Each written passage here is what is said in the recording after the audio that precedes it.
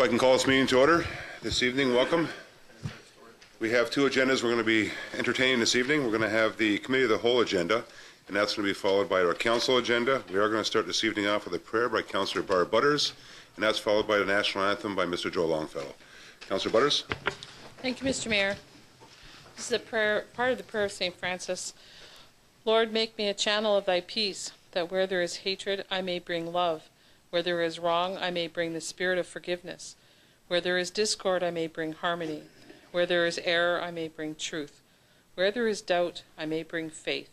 Where there is despair, I may bring hope. That where there are shadows, I may bring light. That where there is sadness, I may bring joy. In Jesus' name we pray. Amen. O Canada, our home and native land, true patriot love in all thy sons command. With glowing hearts we see thee rise, the true north strong and free. From far and wide, O Canada, we stand on guard for thee. God keep our land glorious and free.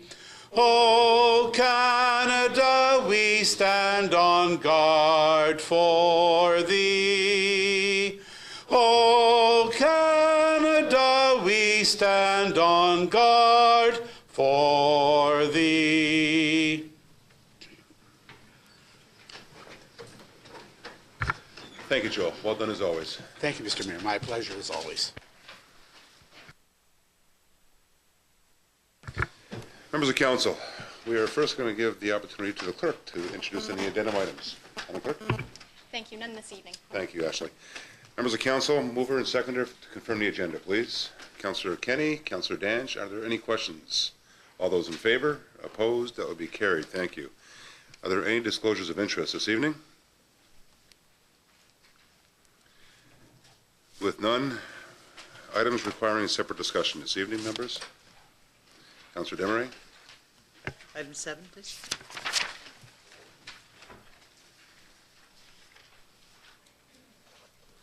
Councillor Elliott. Item 9 and item 18.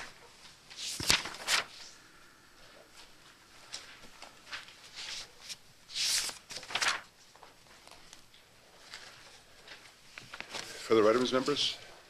With none, mover and seconder for the remainder of the items. Councillor Kenny, Councillor Demeray, questions or comments? All those in favor? Opposed? That will be carried. Thank you. We do have some presentations this evening, and we'll be making them from the podium.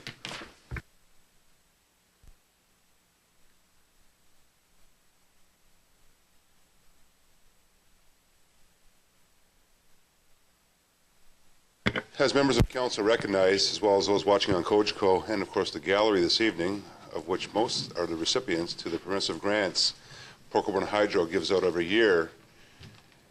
The permissive grants that we do, in fact, are used to traditionally give out every year on behalf of the City of Port Colborne Council through the levy, has now been referred to the Port Colborne Hydro Board and is funded through the hydro dividends that we receive every year through the hydro lease arrangement that we have with Canadian Niagara Power. This year being no different, there was $40,000 allocated for different groups throughout the city, some of which even from outside the city that benefits the City of Port Colborne.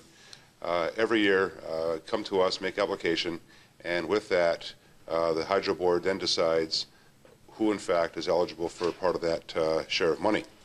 This year being no different, and therefore all of you, I do welcome you here to in fact take part in the presentations to you on behalf of your organization from the Port Colborne Hydro Board and of course the citizens of the City of Port Colborne. So it's my pleasure to introduce to you two members of the Hydro Board, two of which can't be with us tonight is the chairman, Mr. Len Hunt, as well as one board member, Gary Bruno. And the two members I want to introduce to you tonight from members of council is Councillor B. Kenny, who is the vice chairman, and we have Councillor Bill Steele, if both want to come on up and help with the presentations of the cash that you're all looking for. So with that, be patient, enjoy the night, popcorn's in the back, kick back and relax. So with that, Councillor Kenny. Thank you, Your Worship. It's always my pleasure, and as Vice Chair of this, it's always great to see so many make application for the grants, and it's always a pleasure, just as much of a pleasure, probably more, to give them out. This year, the Hydro decided to break up the Hydro grants into two different specific areas. The deadline for the last one was in October 31st, 2011. And the first round of money that was given out was $20,000. The next round of applications, the deadline for applications is April 30th. And so if you have any questions, you can contact Nancy Giles in the mayor's office, and she'll help you. We'll send you an application via email, and then you can fill it out, and anybody else can respond. So it's my pleasure now to present to one of the first groups, and that's the 79 Linton Davy Squadron Royal Canadian Air Cadets. The Air Cadet Squadron is celebrating 70 years of service in the city of Port Colborne, and these funds will assist their band programs and power flying activities.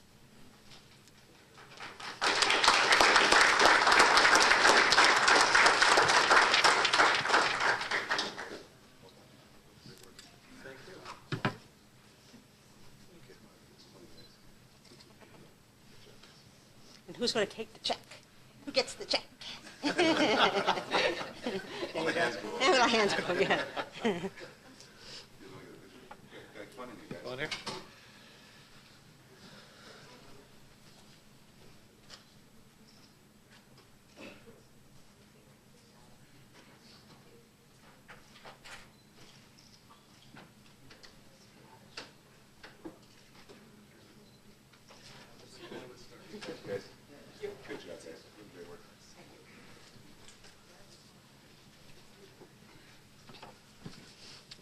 The next group is Community Living of the Port Colborne Wainfleet. This money is going to be used to assist with funding of Saturday Fun Days respite program at the Port Colborne Cooperative Housing. This program will help relieve stress placed on already burdened families to keep their kids active and healthy, teach nutrition, demonstrate to families that community cares, and build strong connectiveness to the community. And George Henry is here to accept that on behalf of George.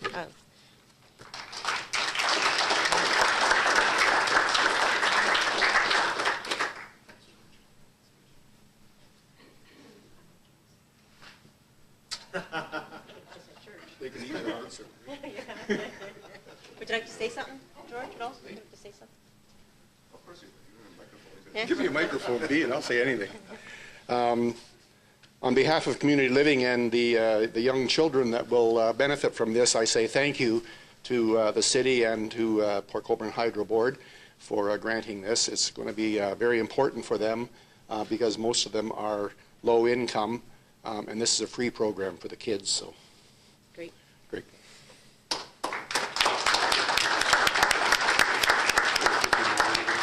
Pardon me?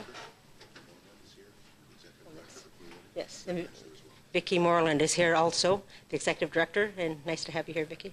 Thanks. The next one is an exciting one. It should be an exciting one for all of us. And this is the Niagara 1812 Sugarloaf Settlement.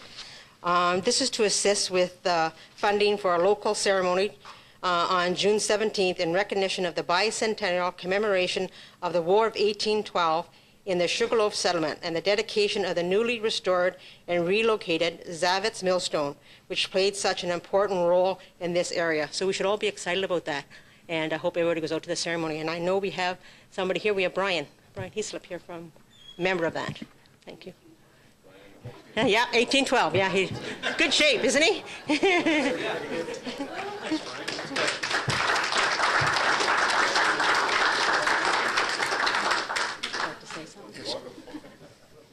Is this on? Yes, I'd like to just take this opportunity to quickly thank everyone, and also to mention that now that we have the funding for this special event, we're looking for volunteers to assist, and anybody interested, please contact us. Thank you.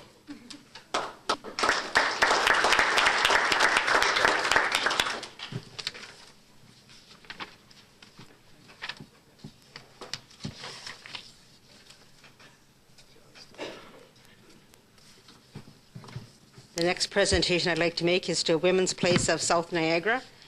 This is to assist in the cost of providing programs and services to women and children who have been victims of abuse.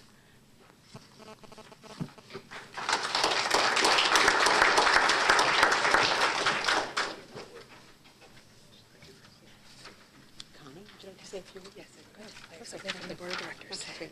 Thank you. Thank you. On the behalf of the Board of Directors of Women's Place of South Niagara, and more importantly, on behalf of women and children who are fleeing domestic violence and will be beneficiaries of your grant, please accept our heartfelt thanks. The Niagara Research and Planning Council launched their Living in Niagara 2011 report, Critical Indicators for Reflecting on Life in Niagara, on November 25th. The report substantiates the unfortunate fact that domestic violence is indeed a factor in our community. One of the action steps in the report is, and I quote, "To support the work of community groups and agencies involved in reducing domestic violence by ensuring there is a Niagara-wide system of accessible services and safe shelters." Over the course of the last year, we have seen a number of women and children requiring our emergency shelters and our outreach programs increase. Your grant is very meaningful and will be used to provide direct services to these people. Thank you.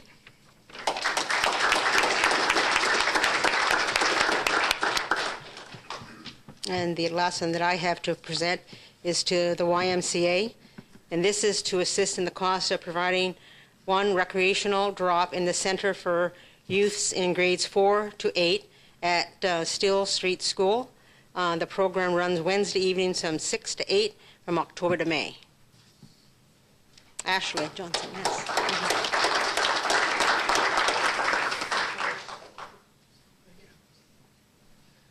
Ashley, congratulations. Would you like to say something about the program?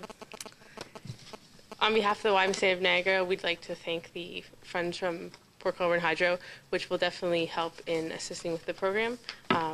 They give the details of the program, but all youth are welcome, and it's a free program, and it runs from Steele Street on Wednesdays from 6 to 8. Thanks very much. Councilor Steele? Thanks. Thank you, Bea. First off, we have the Port Colborne Operatic Society, Inc., Arthur Vickery and Jack McDowell. And this will assist with the cost of bringing live musicians to the orchestra, which allows the opportunity to offer young musicians a chance to expand their skills in a training atmosphere.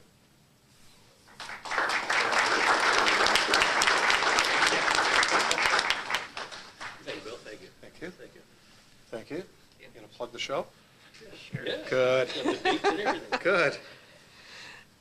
All right, on behalf of the Board of Directors of the Port Colborne Operatic Society, I'd like to thank Port Colborne Hydro for its many years of support. And I'm going to plug the show. I can't get away without doing that. This year, our production is Annie. It's on February 18th, 19th, 25th, and 26th, and March 2nd, 3rd, and 4th at the Lakeshore Community or Catholic High School. Thank you very much. Thank you. Great. Good job, guys. Thanks again. Thanks again. Originally, I thought Annie was about my sister Ann Converset, who's been involved forever, but she told me otherwise. Next is the Royal Canadian Legion, Branch 56. Dave Williams is here. The funds will assist with the cost of replacing the front entrance stairs and outside handicap access to their building at 67 Clarence Street. David, come on up.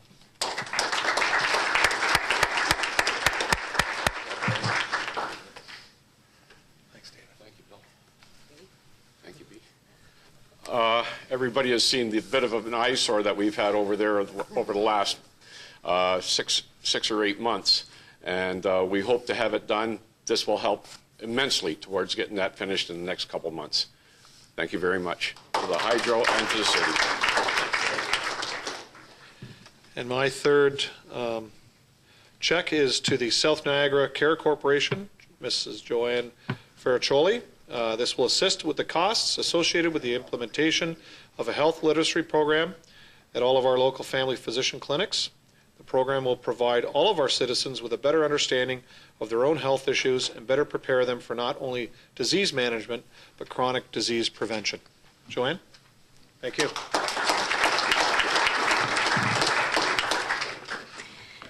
On behalf of the South Niagara Healthcare Corporation, we would like to thank you for your support with this initiative.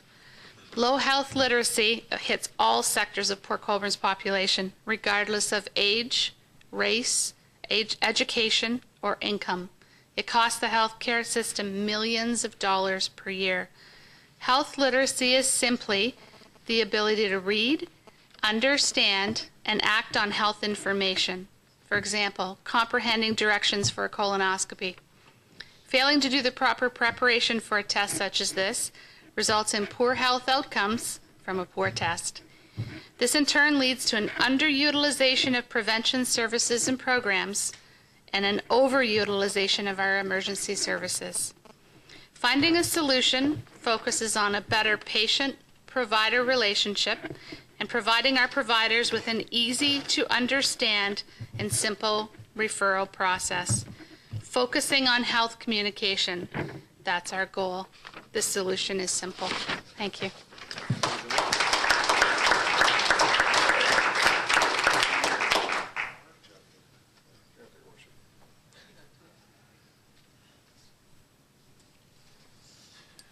My turn.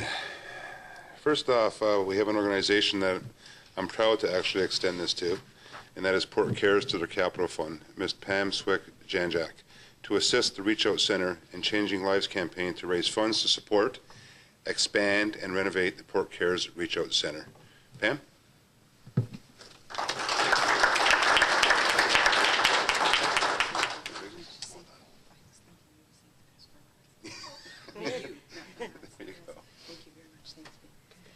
Thank you very much. On behalf of Port Cares, the Board of Directors, our staff, and most importantly, the clients that we serve, we're really excited. We are just about at $335,000, which was our goal, to reach to do the changes that we had to do to the Port Cares Reach Out Food Center that accessed us the other federal and provincial dollars. We're less than $5,000 away. We are so excited. And we thank very much the Hydro Board, definitely the citizens of Port Colborne. We've had amazing support from the businesses, individuals, local corporations, and we couldn't have done it without a caring community. So thank you for helping us to care about citizens in our community. Thank you.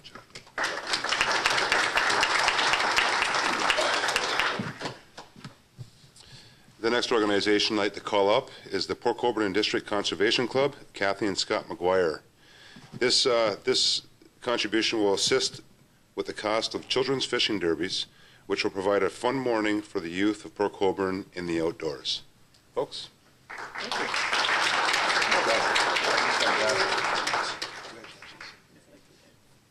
Thank you, sir. On behalf of the Port Colborne District Conservation Club, we just want to thank you for your generous donation, and the kids will be greatly appreciated. Thank you. Thanks. And finally, I'd like to call upon the Port Colborne Festival of the Arts, Lori Cruz and Sheila Brown, and this contribution will assist with the cost of adjudicators for their expertise in the piano, the vocal, the dance, speech arts, instrumental, choral, and band competitions held here in the city of Port Colborne.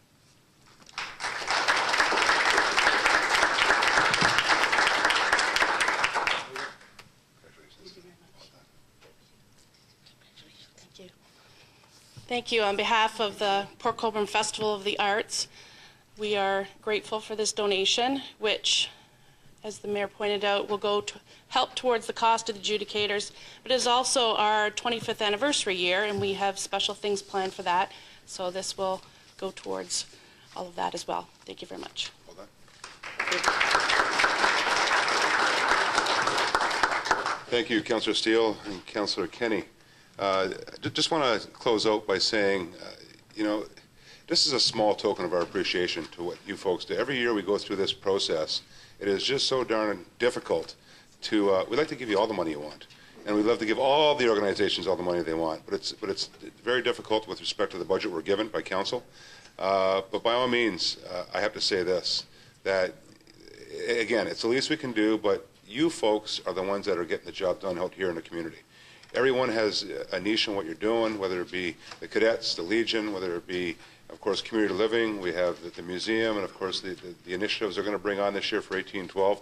And I can sit here for hours and speak about every one of you, because I know how much you do, and it's one of the privileges I've had since being here since 1997, is really digging deep and finding out exactly what each and one of you guys do, not just your organizations, but the people that make up your organizations. You folks are what makes it happen here in the city of Port Colborne. You folks are the reason why this community is so special. And if, quite frankly, if it wasn't for you folks, it just wouldn't be happening. So with that, and besides the contribution that you're receiving this evening, may I say on behalf of council, but more importantly, on behalf of the entire community, thank you. Job well done.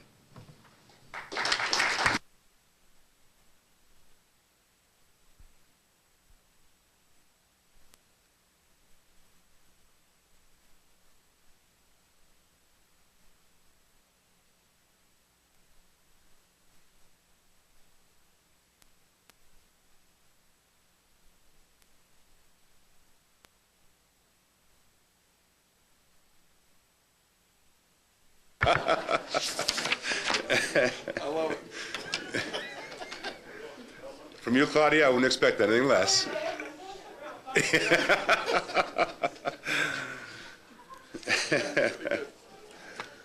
Only from Claudia. Members of council, I'm now going to move on to my report before I get to Councillor Barrick with his report. And this evening, I'm going to discuss a response to Dr. Kevin Smith's comments made public most recently. I think most of you read a lot of the, I'll use the diary of events that happened last week in the media.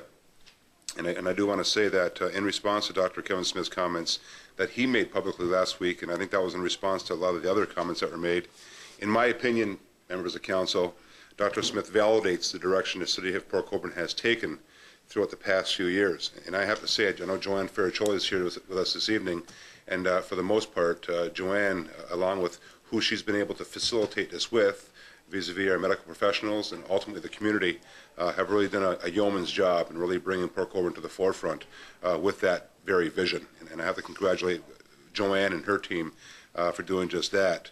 And who better to create this vision that we put forward than those leaders from across the region here around this horseshoe in the community, community leaders, but as well medical leaders who Joanne has had the privilege as well to work with, and with members of our community.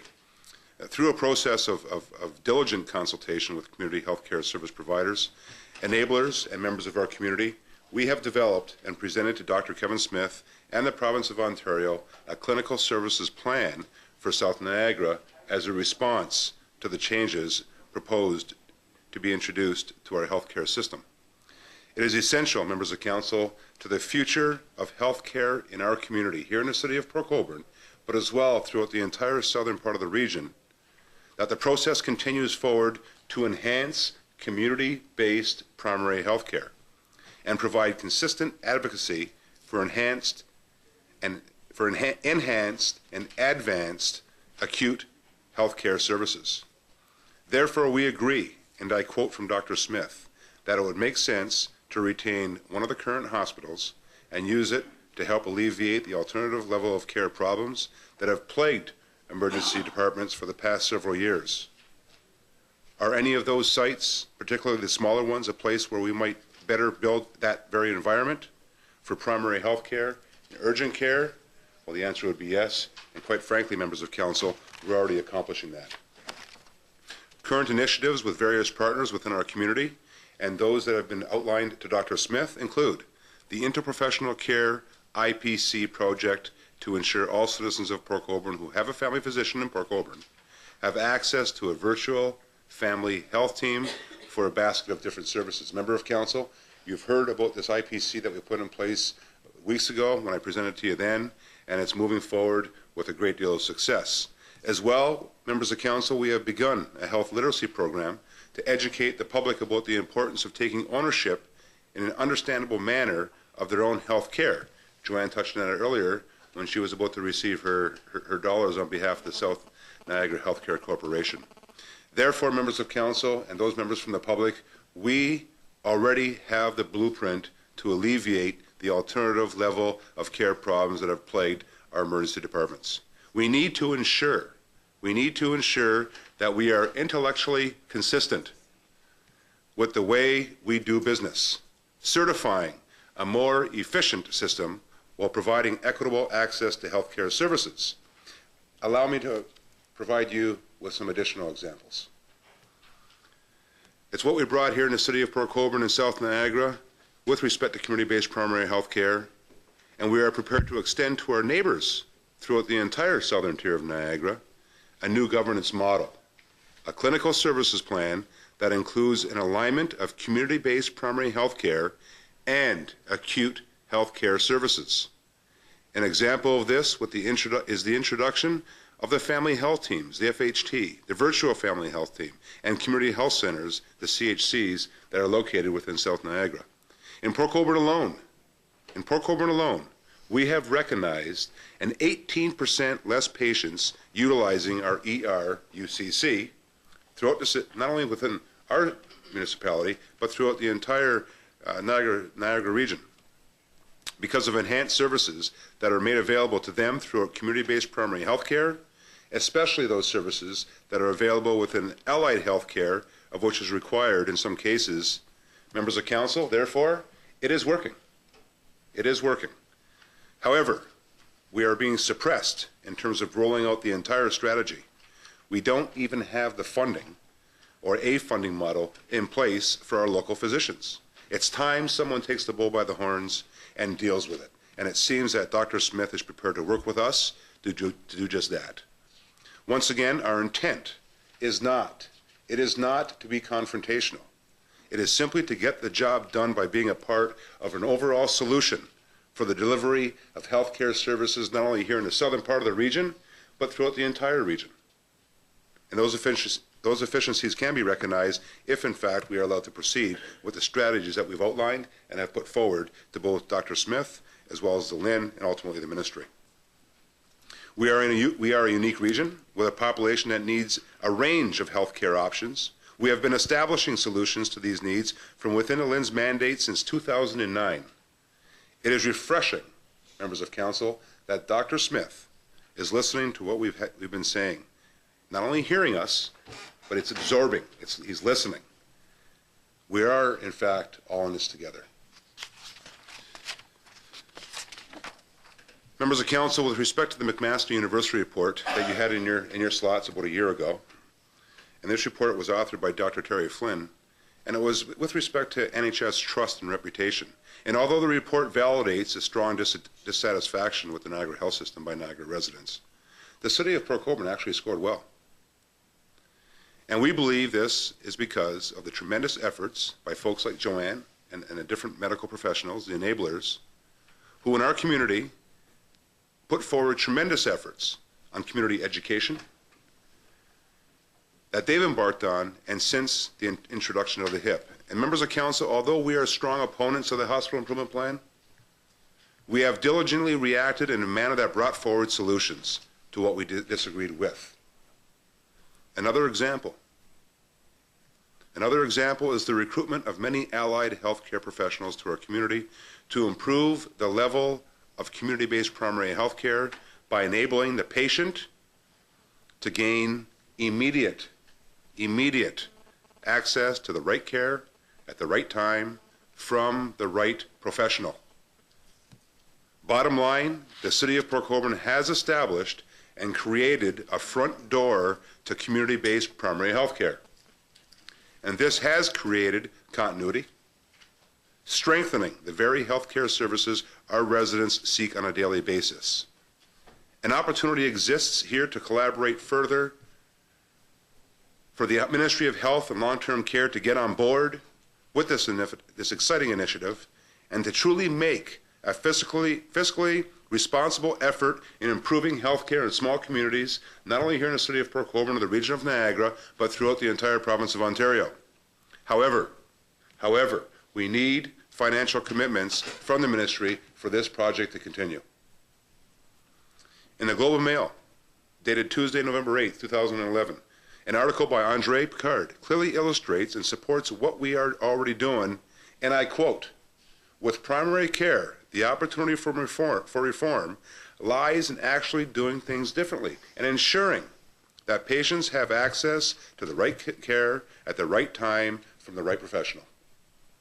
We are becoming a population that understands the importance of preventative medicine, and we are learning to manage our chronic diseases.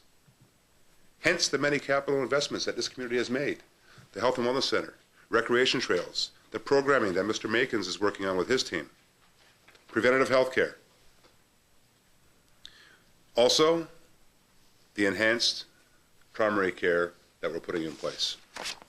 We have many more primary care providers and therefore services that we have ever had here in the city of Port Colborne, and now it's time to share it with our neighbors around us in South Niagara.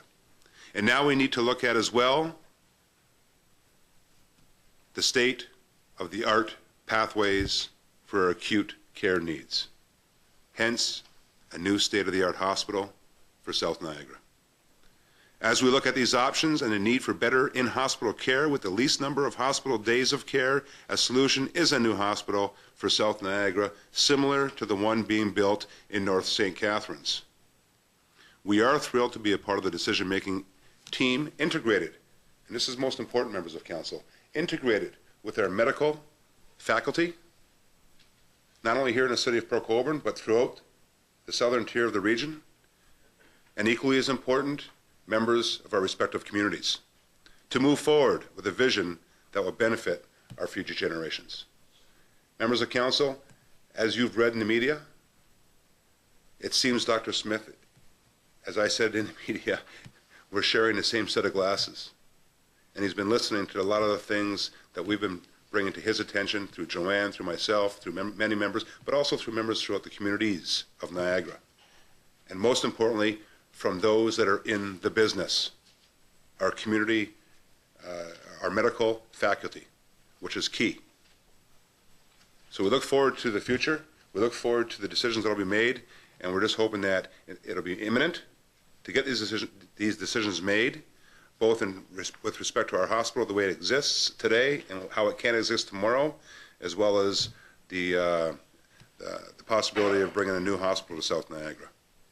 So with that, members of council, that's my report. If there's any questions, I'd be happy to entertain them. With none, Regional Councillor Barrick, the floor is yours.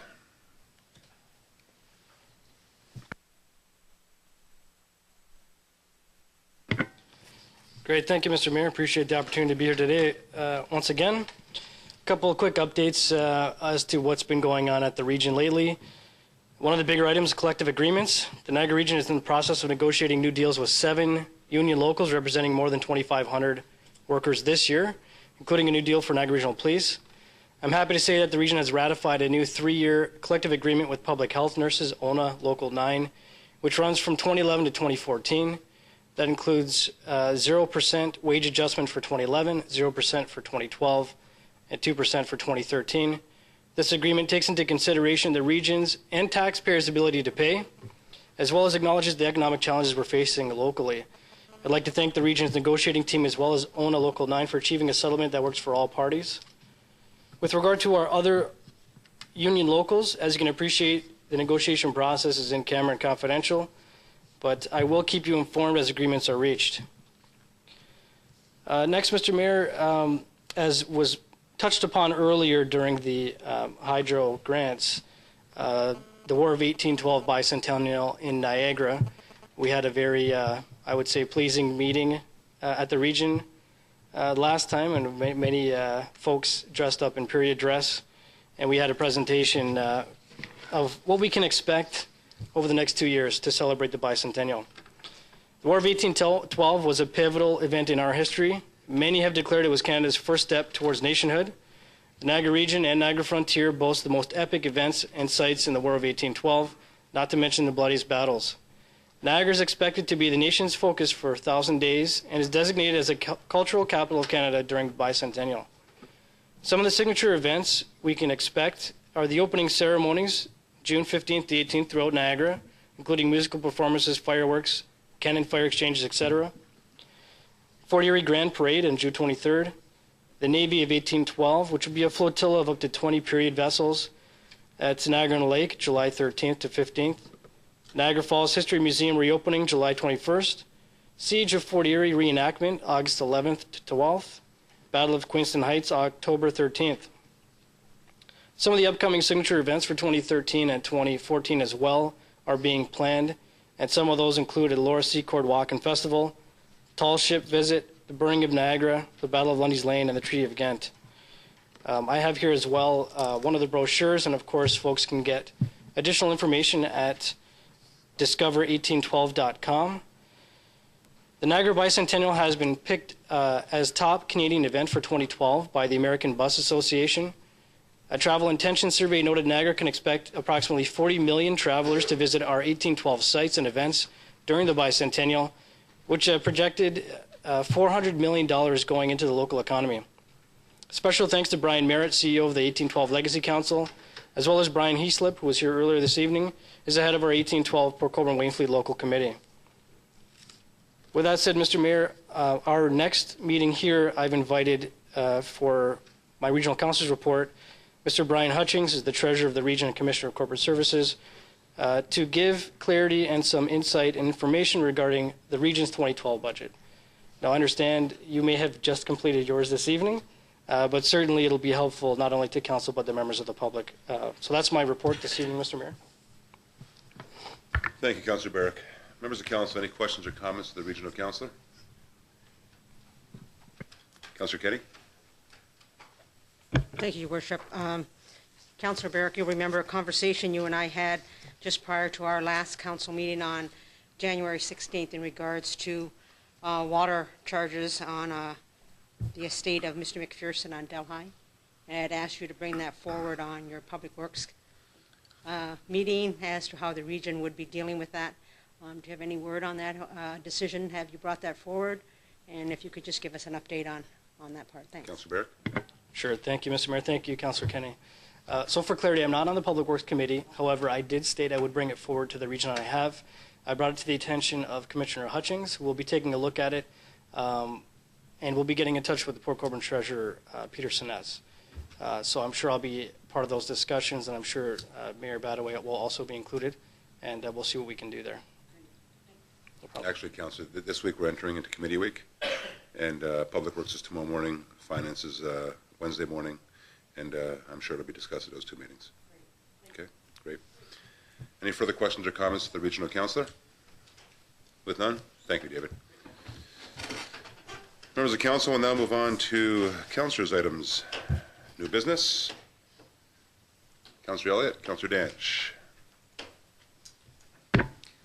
Thank you, Mr. Mayor. I've just got three quick things. I'd ask for leave of council right now to discuss the Chamber of Commerce is having an open house business after 5 event at Humberstone Hall on March the 28th.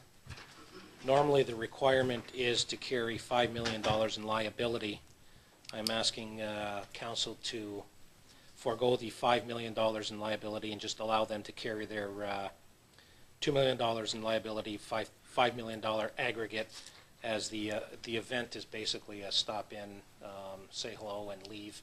It's not an all-night affair. It starts at 5 o'clock, usually wraps up by 6:30, 7 o'clock. So I've heard through staff that the $2 million would be sufficient. Okay, I'll allow that if that's the case. Otherwise, I'll take it as a notice of motion later on. So is staff okay with bringing it down to $2.5 million, or do you think council should be given some more information? Mr. Sinez? Through Mr. Mayor. Normally the $5 million is for when we have some major events and so on and so forth. And with regard to the type of ceremony this is, or venue this is, that it's less of a risk there. So I would say that the $2 million should be fine. Great. Sorry. It's one of those nights. Okay, I will ask for leave of council. Kind of mover and seconder, please. Councillor Elliott, seconded by Councillor Butters. Questions or comments for leave? I know Ashley just loves when we do this. All those in favor? Opposed? Carried? Ouch. To the motion, Councillor Elliott has put a motion forward to accept $2.5 million. Is that what it is? 2.5? $2 million.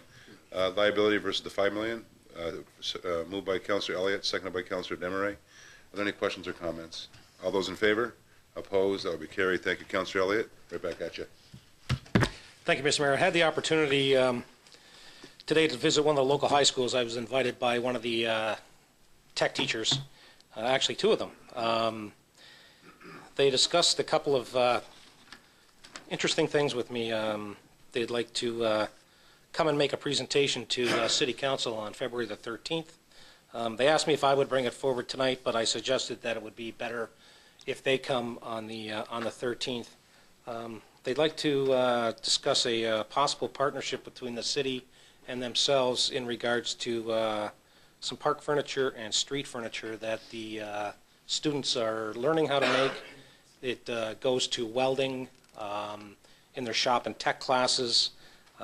They have many different materials that they're making these particular pieces out of. I had the opportunity to see some of them.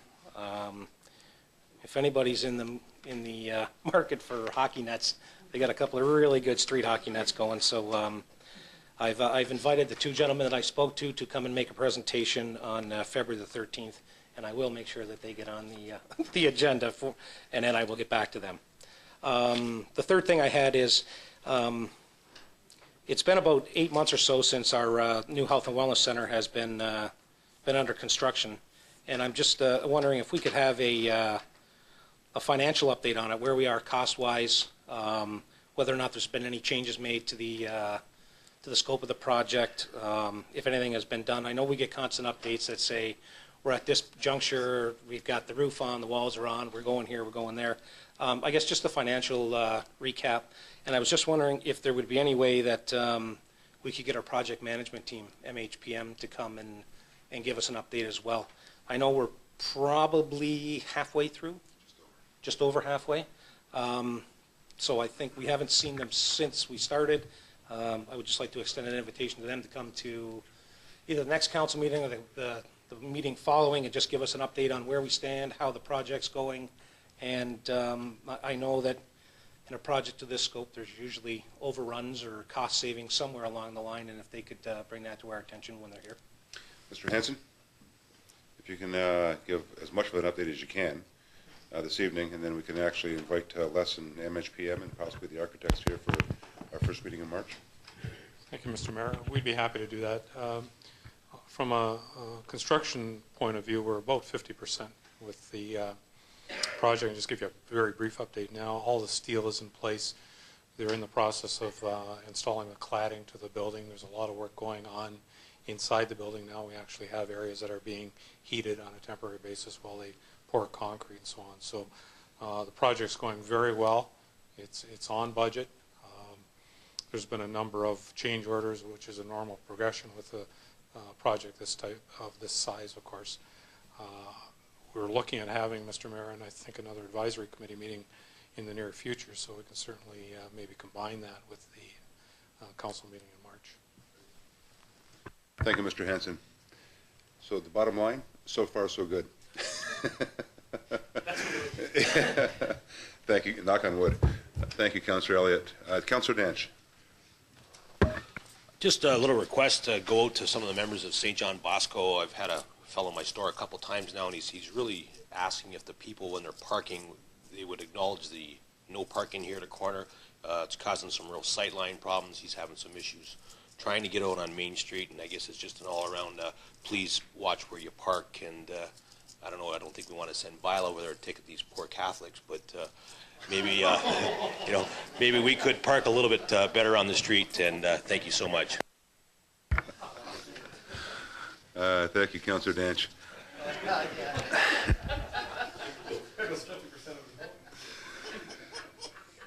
Any further new business? Councillor's items. Councillor Demery. Thank you, Mr. Mayor. I just wanted to make a note that the NRP has been doing some great work over there in Ward 2, and some of the neighbors have made a point of calling me and mentioning that we very seldom in council speak to the great job that our police services do, and I just want to say they're working hard at making our area far more crime-free. Thank you, Councillor. Any further new business or Councillor's items? Just one piece of new business I'd like to bring up was something I actually read in the paper. Actually, it's two things I read in the paper. that were inaccurate. One was by a former counselor, and it was a letter to the editor that was not accurate. And the second being a letter that I just read recently that wasn't accurate. Both in respect to, one was with respect to debt, actually both were with respect to debt. And I have to say to members of the public, you know, I think do us all a favor, and before you put pen to paper, by allowing us, I guess, the privilege to receiving a phone call and being asked a question, because it really isn't fair to the readers of any newspaper when, in fact, misinformation gets out there. And I know everyone's passionate about their communities and about different issues that happen within their communities, but it would be very much more respectful if, in fact, when or before we put pen to paper, that we ensure that before we write those letters to the editor, that they are in fact accurate. And it'd make it a lot easier, and of course I think myself and members of council would receive a lot less phone calls with respect to clarification, which, by the way, I encourage. I'm not complaining, because I would much rather have the opportunity to clarify some of these misconceptions or quite frankly, I'll use the word half-truths to be polite, versus having members of our community believe it and move on, living in our community, believing some of the things they read in the letters to the editor column. Unfortunately, we can't expect our local newspapers to vet everything out with city staff, but by all means, I would appreciate the fact that if, in fact, we're going to write about things that what we are writing about are, in fact, factual. With that, there was a most recent letter to the editor that was in, that spoke about, by the way, a fine young lady, see Doris, fine young lady, that was put in by an individual speaking about her debt. And I wanted to give Peter the opportunity to clarify, after reading the letter, what the reality of what the, I guess, the interpretation that the writer had versus what the reality of it is. So, Peter, if I can ask for you to clarify that, please. You might want to start off by stating what the actual letter was about, and then the clarification. Yes, thank you, Mr. Mayor. Through you, letter in the editor was called Port Postpones a Budget Decision. It was with regard to the borrowing of $500,000 and the interest rate that would be calculated, and that basically that it's that it would be a cost to the city in the long run rather than a savings in the long run. But I want to, in order to clarify that, basically the borrowing of the $500,000 at low interest rates is essentially a deal to the community when you're looking at a low interest rate that you can amortize over a long period of time, for example, 20 years.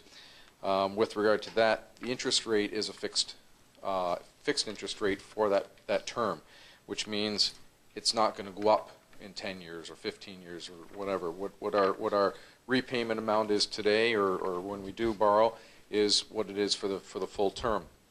And essentially, the repayment of this borrowing that we for that particular debt, in this case, the $500,000 and the amount that would be approximately be about $34,000 a year, will not have an impact on the tax levy, as we discussed at budget time, because it's going to be funded out of the current capital fund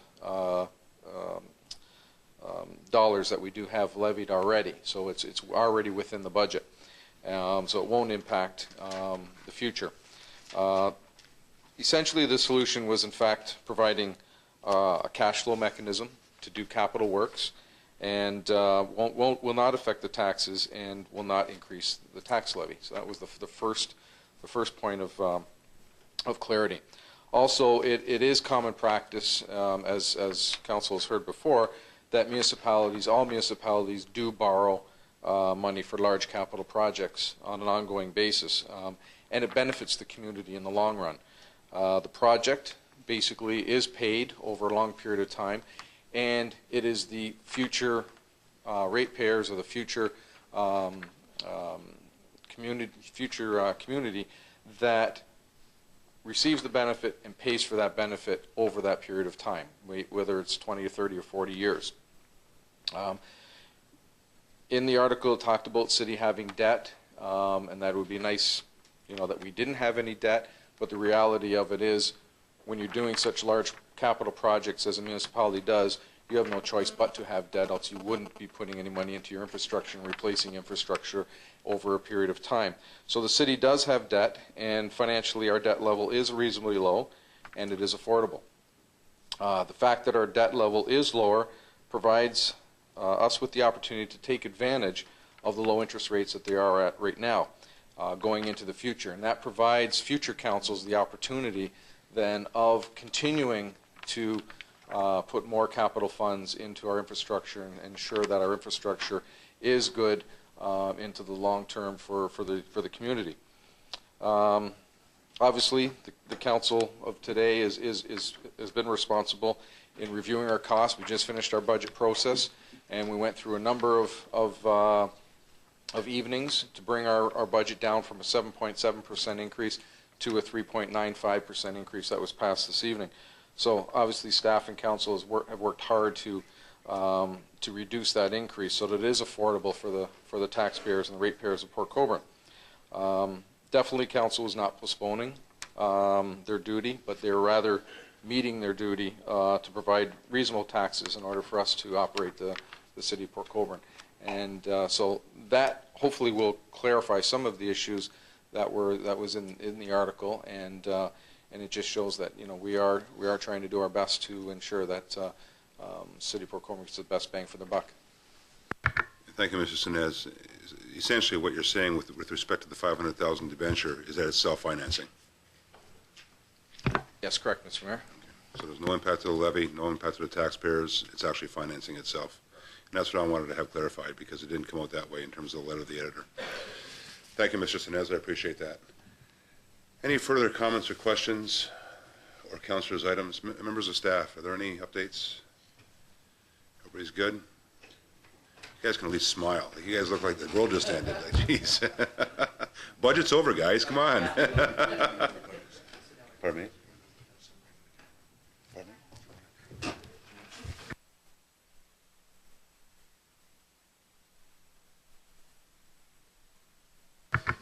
Peter, how about a quick update on what we discussed tonight? I think you just mentioned open the door in terms of taxes, and everyone's going to wonder, because it's not lifted here. It's not going to be, the bylaw's not coming forward, I believe, till March.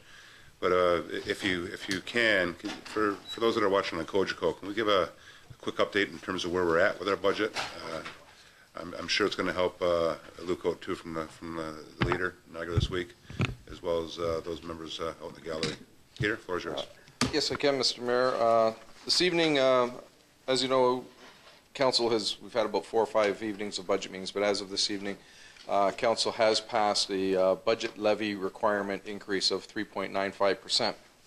And what that means to the average ratepayer then is the fact that our levy increase with a 3.95% increase is about $482,000 that we've actually increased our levy by. What that means to a property that, an average property that their assessed value in last year was approximately $160,000. This year, due to reevaluation of market value assessment of properties, there's about a 5% increase in value to the assessment, which would take it to about $169,000. So based on that increase, the tax increase for 2012 would be about a $49 annually for the year increase to that average property, and that's on the city portion. Obviously, there's a region and the education. The region are finalizing their tax rates. They have finalized their budget. They're finalizing their tax rates. And the education tax rate has already been provided to us by the province. So I'm speculating on an overall tax bill. You would be looking at about $127 overall with all 3 agencies added into the overall tax bill. And again, that is less than the overall assessed increase. Overall assessed increase would be 5%, but overall tax increase or dollar amount would be 4.25%. So that's with the assessment increase included in there. So our increase to our levy is 3.95%. You add in the assessment increase, and it increases it to about 4.25%. Overall, though, our tax rate has reduced. Our tax rate is reduced by about 0.7%, so it's we're not increasing our tax rate, but we are actually reducing it slightly. With that said, Council also passed certain capital expenditures, approximately $3.3 million in capital projects this year, and including some debt financing for some of the major projects that we have, and that won't affect, when we borrow this year, that won't affect our budget until 2013. With that said, Mr. Mayor, that's essentially where we're going with the budget for 2012. Thank you, Mr. Sinez. Questions or comments? So I think the bottom line, what most people want to hear or read in the newspaper is what the increase is, 3.95% increase, which on the average equals to $49.55. And that's what we're looking at for 2012. Thank you, Mr. Sinez. And with no further questions or comments, we'll now move on to the adoption of the minutes. We do have the minutes of the first meeting regular of Committee of the Whole, dated January 16, 2012. Mover and seconder, Councillor Bodner, Councillor Elliott. Are there any questions or comments? All in favor? Opposed? That will be carried. Thank you. We'll now move on to the consideration of items requiring separate discussion. The first item, Councillor Desmarais, item 7. Thank you, Mr. Mayor.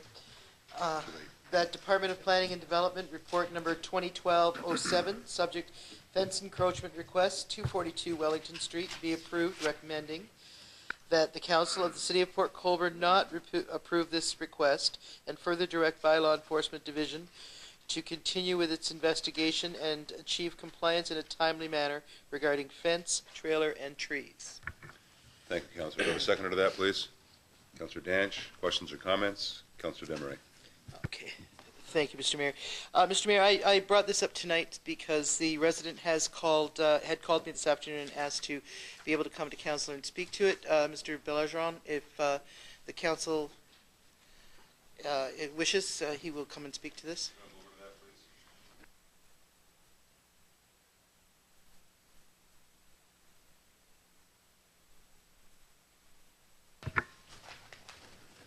All right, come to the podium.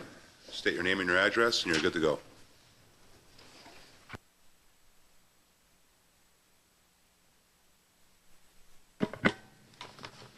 Hi, I'm Steve Béargent. I live at 242 Wellington Street. It's on the corner of Wellington and John Street. And when we moved to Port Colborne, we bought a home. We moved from Welland, and we bought a home close to the park. I have 3 children. We'd like for them to play safe in the backyard, so we built a fence. When we were going to build our fence, before we bought any of the lumber or anything, we went to the city and asked, with a small plan of how I wanted my fence and everything, and we asked for a fence permit. Was told that we could not have a fence permit. They weren't issuing any fence permits. So I kind of drew it out on paper, and they told me as long as I was 10 feet from the road, that my fence would have been fine to be built. So then I went out, bought the lumber, built my fence. The fence has been up for 4 years now, and now I'm asked to take it down. If I have to take down my fence, I have a hard-working family. I cannot afford to move my fence and re-erect my fence, which will cause my property not to be as safe for my children to play in the backyard and stuff, being on a corner. And I was just hoping that I can keep my fence up the way it is, as it's been up for 4 years already.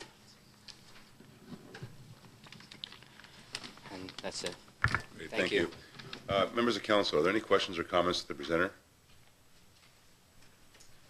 Councillor Bodden and Councillor Elliott. Just a question. Did you know where your property line was when you built the fence, or did you have a survey?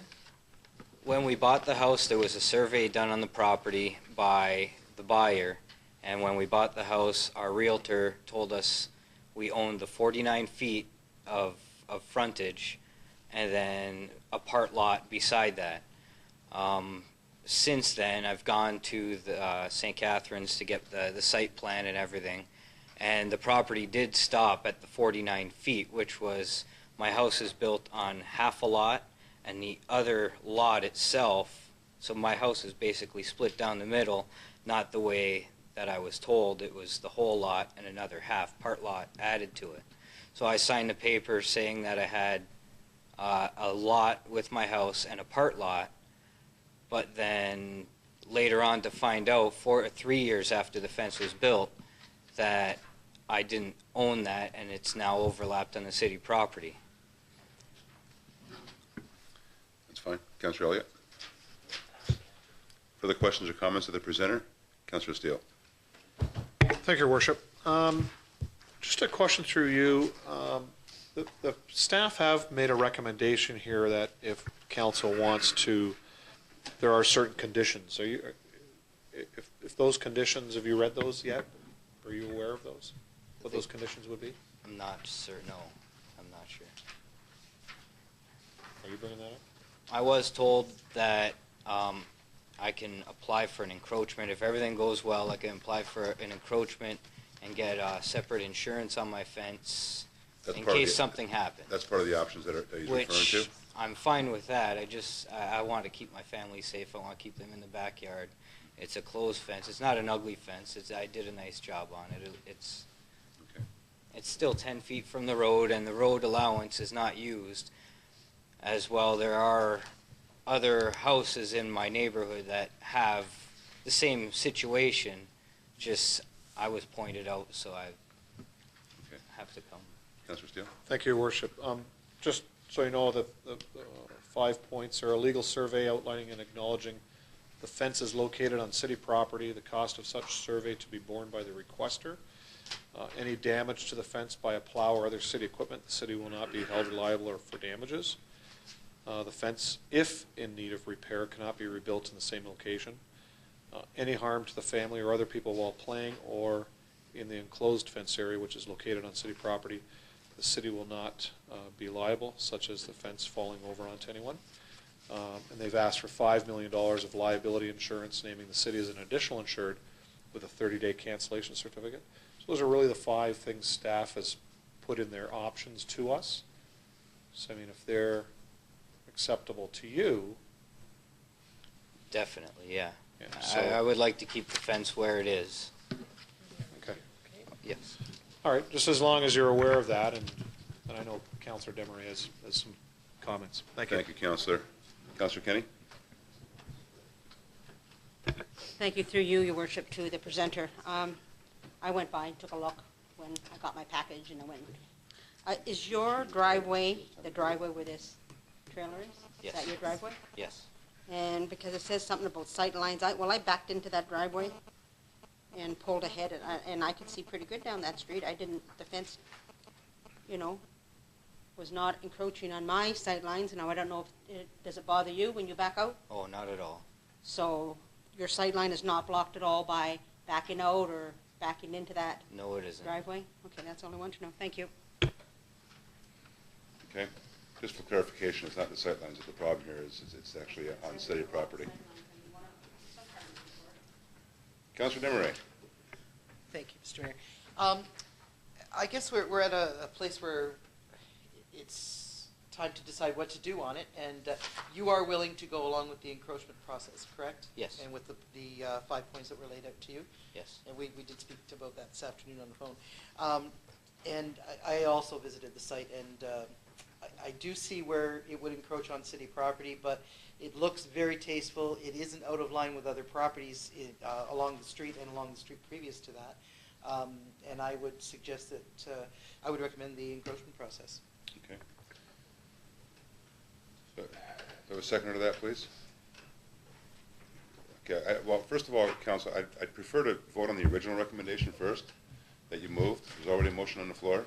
So if, in fact, members of council want to go against that motion and entertain Councillor Demery's motion, then you would have to turn this motion down. It's already on the floor. And then, Councillor Demery, I'll go back to you and look for a new motion. So currently the motion on the floor is that council not approve the request. So that's what we're entertaining now, and I will call the vote after I receive questions. Councillor Bodner. Just like to hear from staff.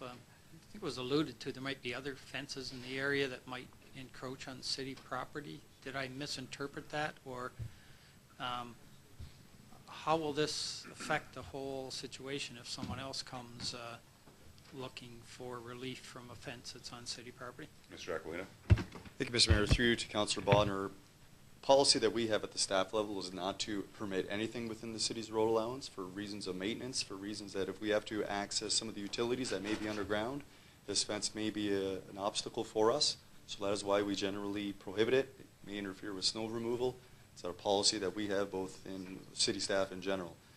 Any requests for any additional encroachment permits would be at the pleasure of council. We would have a report. We would have the same information that would be before council, but again, the recommendation from staff would not to be approve any encroachments within the city's road allowance. Thank you, Mr. Aquilina. Councillor? Councillor Elliott? Just to be sure to the owner, these 5 points that you're agreeing to, the legal survey and to carry $5 million in liability, you understand the costs of those? I had my wife call the insurance company to find out, but I've never asked for a survey. I'm not sure. I'm sure it's a few $100s for sure. I'm not. And then some. I'm just wondering if it's cost prohibitive to enter into these 5 points, or just move your fence might be a little cheaper than these 5, and that's totally up to you. I just want you to understand what the cost is to meet the five criteria, as opposed to maybe taking the fence down and moving it. So I just wanted to make sure that you understood that. Fair enough. Thank you, Councillor Elliott. That's a good point. Councillor Butters? Just one question, Mr. Mayor. If staff or whoever could answer, does the encroachment agreement made with this owner, does it stay with the property, or if the property was sold, does it stay with the land? How does that work? Mr. Aquilina? To Mr. Mayor, Councillor Butters. If the property changes hands, a new encroachment agreement wouldn't have to be entered into with the new property owner. It doesn't stay with the land, it stays between the city and the owner. Okay, thank you, Councillor. Any further questions on the existing motion? Okay, so you know what you're voting on? Okay, not to approve. Okay, all those in favor? Opposed? That would be lost. Councillor Demering. And I would like to put forward the motion that we do approve the encroachment request that was originally entered. Okay. I'll just wordsmith that a bit, if you don't mind, Councillor. That in fact we accept the request for an encroachment agreement to be made between the city and the proponent, and that further to all the conditions being met, that the encroachment would be granted, and until then, obviously, we would have to abide by the recommendation that was originally put forward by staff. Dan, would it be advantageous to actually have a time limit on this? That these conditions are met? Absolutely, Mr. Mayor. I would suggest council does do that. Okay. Council, would you feel would be fair to have a time limit that these are met, these conditions are met? Okay, what would you think would be fair? Councilor? Actually, why don't we ask you? You're the one that has to do all this. How long do you think it'll take you to get all this done? Would a month be good? 60 days, 60 2 days months, would be good? I would help. Okay, Dan, that's fair? That's fair? Okay. Ange, that's fair? Okay, so we'll add that into the motion as well. Ash, you got that? Okay. Any questions or comments further from council? Go ahead. Thank you, Your Worship. Through you to Mr. Aquilina. Dan, with regard, the proponent asked or stated that he was at the office in St. Catharines with regards to the actual lots. That diagram that he has could be an official, or is it? Okay, but can you answer that as far as the survey goes? Through Mr. Mayor to Councilor Steele, what the survey would show, that information is just your lots, your actual lots on the register plan. Correct. The survey that we would need to have is the actual lot boundary dimensions, and importantly, where the fence is. Okay, that was my on the next city's question. road allowance. Yeah. You want to take the next step to actually we show want the to see fence. where it is on our road allowance. That Okay. is important. Okay, thank you. Okay. I did have that moved by Councillor Demeray. Councillor Kenny, did you second that? Okay, Councillor Kenny. Any further questions or comments from members of staff? I'm sorry, members of council? Any questions or comments from members of staff? You're good? And any questions or comments from the proponent? You're fine? Yes. So what I would suggest you do is possibly before this evening is out, you might want to step aside with Dan Aquilina, our planner, just to give him a heads up, or he can give you a heads up on the process. You guys can nail that down, and hopefully within 60 days we'll be good to go. Perfect. Okay? Thank you. Thank you for your time this evening. Members of council, with no further questions, all those in favor of the recommendation? Opposed? That will be carried. Thank you, members, and thank you all.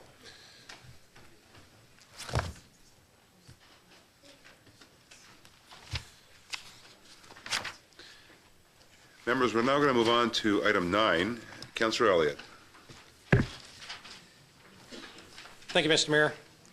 The Department of Community and Corporate Services report number 2012-3, subject wakeboarding cable system at Sugarloaf Marina be approved, recommending that council receives this report for information purposes, that council approves in principle the outlined terms and conditions for a wakeboarding cable system to be installed at Sugarloaf Marina, that council directs staff to prepare a formal agreement for council's consideration at a future council meeting. Thank you, Councillor Elliott. Do I have a second to this, please? Councillor Steele. Are there any questions or comments to this? I know we're going to allow a presentation to be made, and I would hope that COGECO can actually get it, because I seen the presentation the other day, and Gary, you look really neat in that wetsuit going down that pool, I'll tell you. And thank you for that, by the way. I was in Toronto, I tell you, I was hoping I could make it over there, but I tell you, I really got a kick that night of getting that video. So with that, I'm going to allow you folks, I know we have Amanda here, Amanda Newhouse and Chris Smith, as well as Tim Nixon from Border Pass, Niagara, who will be making a presentation for you members of council. But more importantly, Amanda, the presentation is out for those folks watching on COGECO. So I'm hoping, Richard, if you can get this on the screen, would be wonderful. So I'll give you guys a few minutes to set up. In the meantime, I'll take a little recess. And if council wants to take 2 minutes, you're more than welcome. Just a clarification, Mr. Mayor. You can't allow them to do that. Council has to allow them to do that. Do a presentation. Reconvene the meeting. 2 things. One, just Councillor Bodner, to your comment. The delegation is listed here. Instead of what Ashley did was, instead of putting it under presentations, because the report was here, she just put it under the delegation. So, thanks, Ron. And to you folks, welcome. Very exciting stuff. And so you haven't got Mayor Bradley on this yet? Not yet, no. You got to get him up there. But yeah, we'll get him some water wings and get him out there. Him and I'll have this. We'll have a little competition. Yeah, he can wear the water wings over the vest. Guys, the floor is yours. Welcome. Thank you so much. Thanks so much for having us tonight. We're really excited to be here and to be presenting kind of our hopes and our plan for the marina out here in Port Colborne. And yeah, it's been great working with Port Colborne so far, and we really hope to have a great future together. Just a quick introduction of the gentlemen beside me. These are the 2 current owners of Border Pass in Sarnia, and they started that about 2 years ago, and they've really been kind of creating the scene down there and just making waves for the cable system here in Ontario and for the wakeboard scene in Ontario. Tim Nixon on the right is one of the co-founders, and he also owned a wakeboard school himself beforehand, and he's been a certified instructor for about 5 years, as well as now owning the system. And by trade, he's an engineer, and so that's always helpful when we're dealing with problems or anything like that. He's got that critical eye and really can problem solve and get those things taken care of right away, so that's super helpful to have. And then as well, we have Chris Smith. Chris has got a background in marketing and events, and he's kind of been the mastermind behind the Toronto Boat Show and getting Border Pass in the door there, and really getting a ton of people wakeboarding out in the middle of January. So we're going to show a little bit more about that. Yeah, I'm excited to introduce them. Myself, I'm Amanda Newhouse. I'm from Wainfleet, so I am the local connection here, and I have a background in tourism management and business development, and really excited to be part of the team with these guys for Niagara Edition. Excellent. Amanda, Chris, Tim, welcome. Thank you. Thank you. So yeah, we're just going to run through a couple things, a little bit more about the experience that you get with Border Pass. We're going to show a video that will explain that. Tim will talk about the system a little bit and just the success that they've had out in Sarnia, and really they've from year 1 to year 2, and just the great things that they're doing out there. And then Chris is going to speak a little bit about the events, some of the excitement that they've brought to Sarnia, and some sponsorships that they've also brought on board. And then we'll wrap it up all together with kind of what we hope to be able to benefit Port Colborne with and to bring to Port Colborne.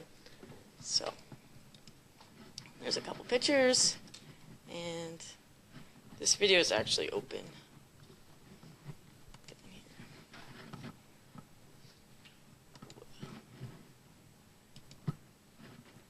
Is there audio? Oh, there we go. Yeah, we're gonna liven this up.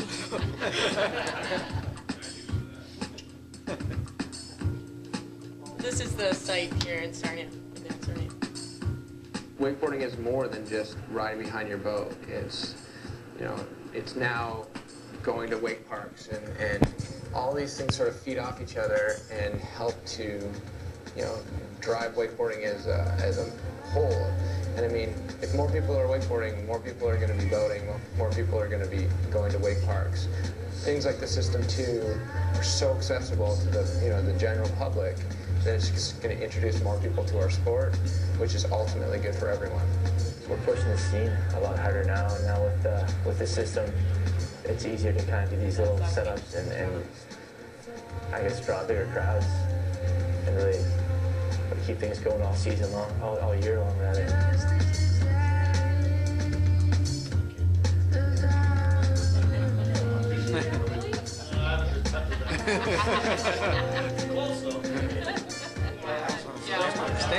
Just the sport in general. I mean, if we take 200 people out in a week that learn how to ride, and you know, 5 of these people decide to purchase a board, or even just one of those people decides to purchase a board, it's a domino effect from there. And you know, it's certainly incredible to have had the opportunity to create that experience for these people. For us, the Canadian riders, you know, we already kind of pushed limits for our season, so it's kind of cool being in Canada in January, still riding, putting a bit of a show for some people. I think this is really cool. In a hockey arena, flooding a hockey arena with over 1 million gallons of water. Putting a System 2, what more would you want? Being able to put the System 2 indoors is just unbelievable. We've been wanting to do stuff like this all throughout the winter time. It's fun to see the progression. It's really cool watching. So I get the best seat in the house.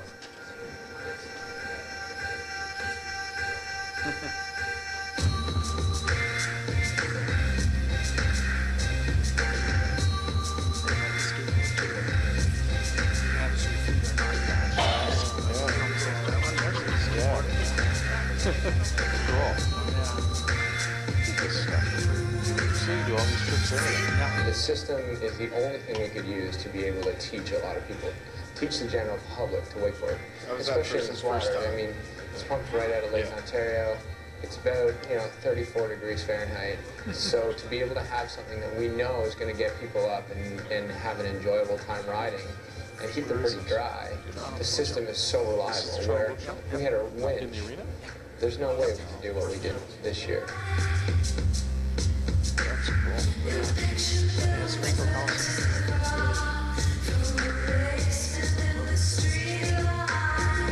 I would say at this point we've taught like 200 people. Even today we had 2 different sessions of an hour long, and there's 25 people in one of them and 27 in the other. We also have another day to come tomorrow that I think we're going to ring through the same amount of people. And I mean, in 2 days to teach 100 people how to wakeboard is pretty incredible. And you know, we were, you know, sometimes hoping that we had more time to continue to take more people.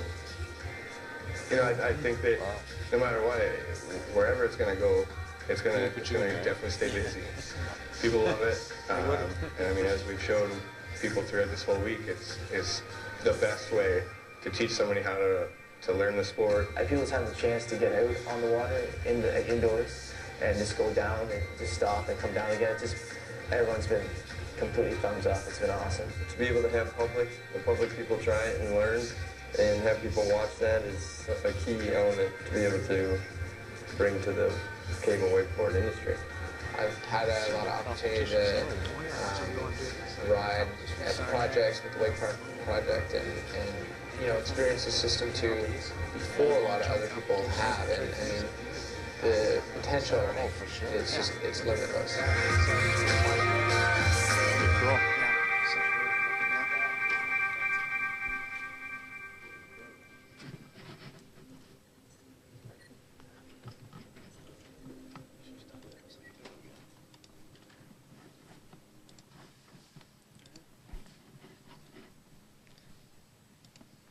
All right, so it shows you a little bit of what we're trying to do here. Tim? Okay. Well, thank you very much, Mr. Mayor, council members, for allowing us to be here today. Again, my name is Tim Nixon, co-founder of Border Pass. And the Cessa Tax System 2.0, as you can see, is a very simple system.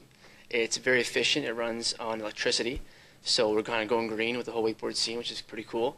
And it actually runs for about $10 a day to run it all day long. So it's only a 15 amp draw, for those of you who know electrical terms, which means that we can literally run it for like 12 hours, 10 hours a day, for like $1 an hour.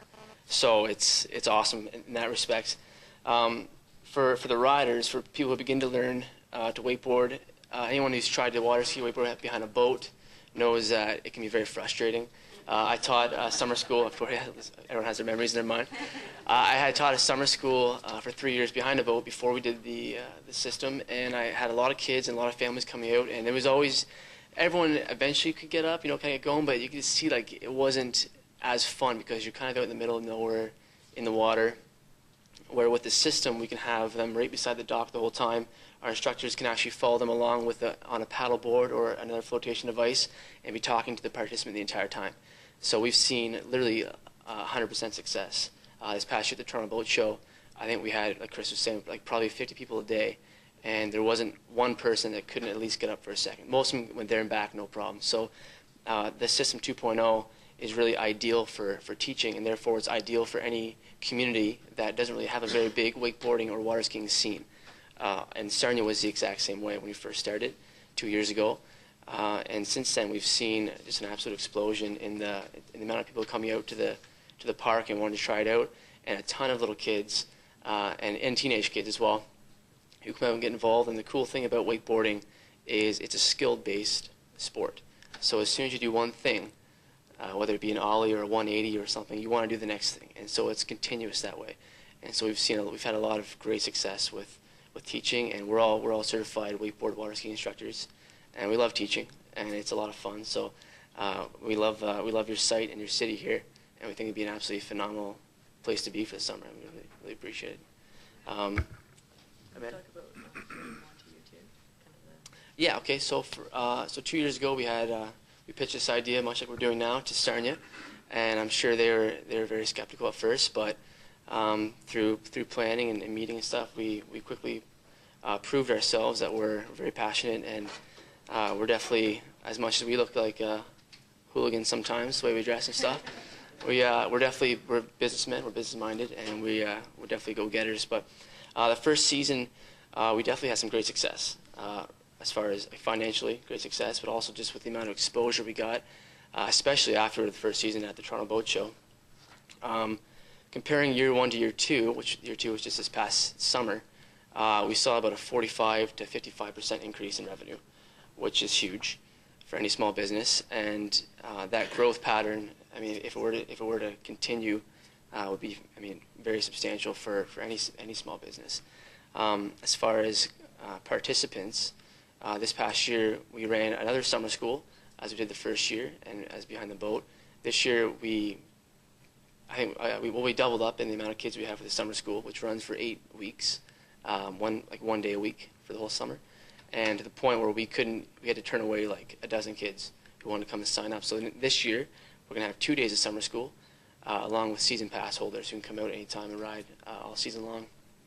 So we're seeing a lot of little kids and families getting involved, which is really cool to see, because when we were kids, this wasn't even invented yet, and wakeboarding was still kind of like I mean, there's water skiing and stuff, but it's really cool to see the young kids get out and get involved. It's pretty fun. Anything else you want me? No, let's get Cool. Chris talking about some events. Hello again, thank you, and As far as running events and stuff with the system, it's been like, I started about 5 or 6 years ago doing events in Ontario here, and we were running an event up north in Haliburton, which is in the Muskokas, where wakeboarding's huge, and we actually hosted the Ontario Wakeboarding Championships. And about 4 years ago, I started trying to bring an event to Sarnia, in which we call Sarnia's Wake Up Call, and it was very difficult to create a scene in Sarnia where there isn't much wakeboarding. It didn't allow you to get out on the water much because the conditions just weren't right. Well, we introduced the system 2 years ago, and I mean, we're getting numbers and numbers of people that are coming out and involving themselves in our events and bringing their families down to watch them. And you know, we're partnering with Sarnia Tourism to help run our events and bring more people in, and partnering up with local hotels and getting deals to bring others in. And like each and every rider that comes down, every time they come, they thank us for coming to Sarnia, because they wouldn't have came there before if it wasn't for having this system there. So it's definitely working, like as far as a marketing tool and bringing people into our community. It's been huge, and in the long run, it's also great for us because we're helping push a sport that's relatively new, and not everybody can do it, but we're making it available for pretty much anybody to get involved in, and to actually also be able to compete in something that you don't think you would have an opportunity to do something like that. And it's just been phenomenal as far as that goes. One thing that we learned last year is, the first year we were doing more competition-based stuff, and last year we partnered one of our events up with Big Brothers of Sarnia Lambton. We called it the Barbecue Bro-Down, and what we had is a couple sponsors come on board, and we did an absolutely free day for everybody to come on out. So you had free hot dogs, free riding, free instructions, and then we were doing free demonstrations all day long at our site. So anybody that wanted to come down that didn't know what wakeboarding was, possibly wanted to try what wakeboarding was, or just knew what it was and just wanted to enjoy the day of watching what was going on down there. It went over amazing. Definitely something that we're going to do again, and something that we want to implement into Border Pass Niagara. And the partnership that we've got now going on with the Toronto Boat Show as well was something that was opening up in Sarnia last year. We were gung-ho and ready to go with that, and then it was on our target list that we wanted to be involved with the boat show and get on board with a broader range and spread the word of wakeboarding. And it's definitely helped us out as far as being there and pushing the word of where we're located and what we're doing. Kind of asked for a better partnership with that as well. So I mean, the opportunity being there to do that definitely wouldn't have been there if we didn't have a cable system like that. We would not be teaching people to wakeboard indoors in Toronto based on the conditions that we used to have in Sarnia. Whereas now we've got this cable system up in an area that you just can't go boating in, and we're teaching people all day long, and it's going great. Sure. Can you talk a little bit about sponsorships as well, with some industry sponsors? Yeah, so again, back when I've been started with running the events and stuff that I've been doing, and now running them into Border Pass and being a part of that, we've definitely established ourselves in this industry.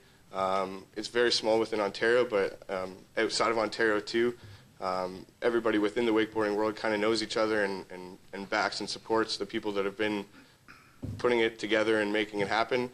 And that's one thing that Border Pass is very lucky to have some top-notch brands on board. Our park itself is sponsored by Fox Racing, which is one of the biggest brands out there as far as extreme sports goes. They basically back everything that we do. They're always behind us as far as internet marketing and bringing professional riders. For example, we just had the legend of the sport his name's Sean Murray. Basically what he would be to wakeboarding is if you know Tony Hawk and skateboarding. Fox sent him to us to promote Border Pass, Fox, and wakeboarding to Toronto. And I mean, anybody involved in this industry knows that that's not something easy to have happen, yet we've got that support already backing us. On top of that, we've just worked with some pretty good companies within Ontario. We've just partnered up with an energy drink company that was a very big backing for the Toronto Boat Show too. I mean, it's definitely an ongoing partnership that we have with some other brands, and then there's other people that want involved as well. So it's nice to see that the industry itself is supporting us and backing what we're doing, and they see what we're doing is a good thing, and they're definitely fully on board for any projects that we present to them at the start of the year. You know, I sit on my computer and get all our dates lined up and make sure that they know when we're going to be somewhere, and you know, they're coming at me with the same questions, like, you know, we've got our summer plan, we've got to make sure that we're going to be involved in wherever Border Pass events are going to be. So we've established that relationship already, and it's nice that we have someone or somewhere else that we can introduce to them as well. Yeah, so as you can see, Border Pass is very well established in the wakeboard community. Really built up the scene in Sarnia, are doing great things in Ontario, and you'll often see Chris down even in Florida riding, as well as Tim, and really making a name for themselves across North America as well. So great things happening with Border Pass. We're really excited about the opportunity to potentially set up here in Port Colborne, and we really think that we can bring a lot to the community in terms of tourism. Tim spoke a little bit about that, especially Chris, with the events and how we can help with local businesses, restaurants, hotels, things like that.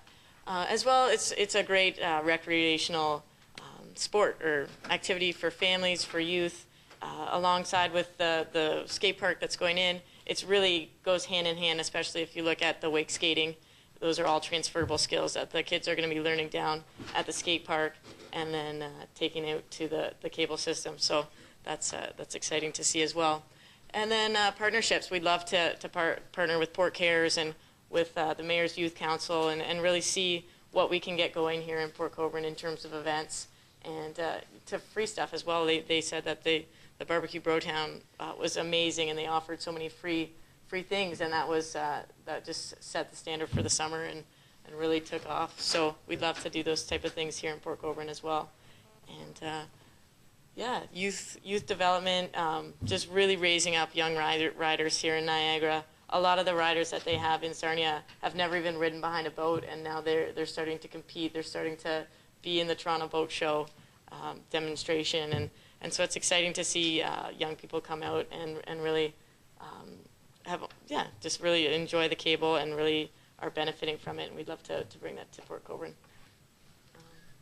I guess obviously we want to open up to any questions or concerns anyone has. I will make mention, I'm sure someone would ask eventually, because we are certified wakeboard and water ski instructors through Water Ski Wakeboard Canada, they do provide camps and schools and cable parks with insurance coverage. So we're fully insured no matter where we go, whether it be the Toronto Boat Show here for $5 million liability.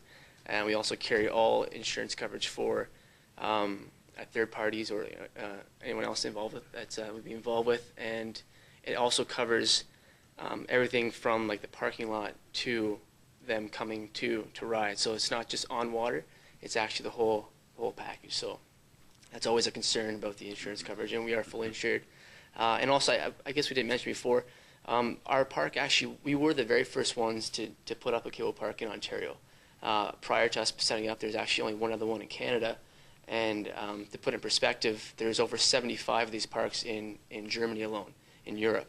So you can see, we're kind of in the ground floor of this whole thing, and obviously there's a ton of room for expansion. So once again, thank you so much for allowing us to present, and please, any questions or concerns, we'd love to answer them for you. Great job, guys. And I think I can speak for all of us when I say welcome to Port Colborne. Members of council, any questions or comments? I have Councillor Steele, Councillor Danch, Councillor Bodner. Thank you, Your Worship. And it is true, I do wakeboard. People asked me that after it was in the paper from the last time it was brought up by Gary. And in fact, I've had phone calls, people come up to me at the arenas and out in the city, all young people. They love the idea. I sent Gary one email particularly from Jessica Oscom, Gerald Oscom's daughter, who's a good wakeboarder. They have a cottage up in the Peterborough area. They wakeboard up there. It is a great sport. I go up every summer to the Muskokas. My kids go to camps every summer. They have a blast. And actually the camp they're at normally is putting in one of these. I don't know if it's in yet, but he was putting one in because of the reason is that just like me with my boat, you spend a lot of money on gas just trying to get people to learn how to do it. So I think it's a great advantage to the city. I just want to touch on the site. I think, Gary, you guys picked a great site, which is between the parking lot and the first row of dockage on the west side of the marina. I think it allows for, you're not in the way kind of thing. If you looked at your Sarnia pictures, it's very similar to that. Secondly is the view from the shore for any event that you have. There's lots of space there, lots of parking, lots of area to rope off, to have booths, events, food, whatever it may be, bands. My kids go to Wakestock every year. So, they're not the greatest wakeboarders. I don't think they've tried any of the big tricks with the apparatus yet, but they do it. And, if you come down to Nickel Beach every weekend, there's more and more wake boats down there. There's more and more wakeboarders. The young kids are getting into it, because of the skateboarding, which is huge, especially now the long boards with kids. It's just really the natural next step. A lot of it's the same. And I found it easier. I got up the very first time. My wife did. My two older kids at the time, they're a little younger than they are now, I had a little bit of a difficult time, but once they're up, once they get into these camps, it's great. I think this will be fantastic for the city, and I congratulate Gary, and I see Denise Carpenter here, our marina manager. Thank you, Denise, for coming, and especially thank you and congratulate you on your business. It's just going to be a great asset to the city, and I welcome you as what the mayor said. Thanks. I can't wait. I want to try this. Top notch. Thanks, guys. Any counselor wants to go boating in the summer, I'll pick you up and we'll go boating. We'll go wakeboarding at a day at Nickel Beach on a nice calm day. It'll be a blast. We have a lot of fun. Just make sure you got your health card with you, okay? Hospital's right next door. That's a bonus, eh, Steele? Yeah. Never been hurt yet. No. Councillor Danch? I got 230 horse on my boat, and I'd love to pull you around.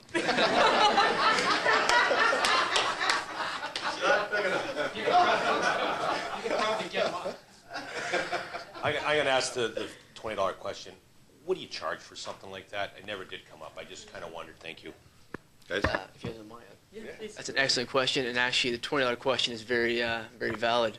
We charge $20 for 5 passes. One pass is what we call a there and back at our park. So it's roughly 500 feet distance of the cable. So there and back is 1 pass. So 5 passes with your rental gear and all necessary instruction for $20. It's pretty easy, pretty affordable. Or we also do by the hour. You could a few of your friends can come on down and rent out an entire hour for $75 if you have your own gear, and that whole hour is yours, and you can just ride as much as you possibly want for that whole hour. So there's a few different strategies we have, but the $20 is the most popular, especially with beginner riders. Great, thank you. Councillor Bodner. Thank you, Mr. Mayor. 2 questions. First one to staff, I guess, and we had a boater here this evening who looked at this, and he's since left, but his concern was, is this going to impact, boaters in the marina at all? And I think that's a valid question. We wouldn't want that to be, out there in some negative aspect. Could we just have a little thought process on that? Maybe Denise?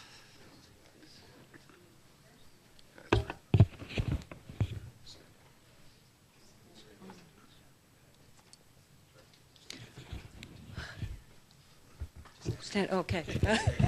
I'm looking in here like... Denise, welcome. Thanks for asking that. The location that we had surveyed, the best place for this is not in the navigation channel. It's off in an area that's not used whatsoever. Doesn't infringe on any of the boating channels whatsoever. And yet it's at a great location across from the park that gives opportunity for spectators. I think it's a great spot that they could be. No, as far as wake goes, we probably get more wake from the occasional use at the boat ramp than what we saw at the Toronto Boat Show. That's one of the things that we did check on when we went there. But if I can just add a little bit to that, I support this 100%. We've had some. What it does is address one of the biggest challenge that we have in boating, and that is the entry level. How do we attract the demographics. That's the newest, that's the customer that we want for the future. It's very difficult for them to be part of our marina without purchasing a boat. And this introduces a marine sport that down the line, if they like that and they develop that marine sport, they develop that love for water sports, they're the future boaters. So answer to your question, Ron, no, it doesn't. It wouldn't interfere from where they're going, and I think it's a great idea. Thank you, Denise. Councillor Butter. Thank you very much, and a great presentation. It's pretty exciting and something new, and I think that it'll work out very well. Just another question. You may know we're building a health and wellness center, a couple Olympic-size rinks in there. If that whole thing don't work out, can we flood those and you can go around? I just, you know. Absolutely. We're always looking for a new location, do some sort of indoor event. So yeah, we're on for sure for that one too. Thank you, Councillor Bonner. Any further questions or comments? Well, I have to say, guys, actually, you guys had me weeks ago when you first proposed the actual idea. So the whole presentation today was great for those watching on COGECO, but you had me at the first time you presented the actual concept to us. I'm not skeptical. I think you guys are going to do great. As a matter of fact, I'll go as far as congratulating you right now for your business because you're going to do very well. I can very much suspect and anticipate you guys having a great success with this business venture. Very exciting for the community. I think for the most part a lot has been said, but as a former skier myself, albeit I'm not in well enough shape to continue being a skier because my body is broken. I'll say it that way. But yeah, it's very exciting, especially with respect to introducing those young ones to the sport that may not have the opportunity to be behind a boat, but in fact can take advantage of the system that you guys are proposing. It really aligns well with what we're trying to do in our community, especially for the youth. We have the skateboard park coming up. We got the other different amenities for the youth, and this just aligns with that. But ultimately, not just with the youth, but with all ages. It aligns with us trying to be a very active, fun community. And albeit when you come to Niagara, you enjoy the falls, you enjoy the wineries, you enjoy the culinary destinations. The one thing that you're guaranteed here in Port Colborne is very active and fun activities. And you guys are providing that. You're adding to that. So I thank you for that. Lastly, I have to ask you the question. I thought it was going to be an obvious question. I thought someone was going to ask it.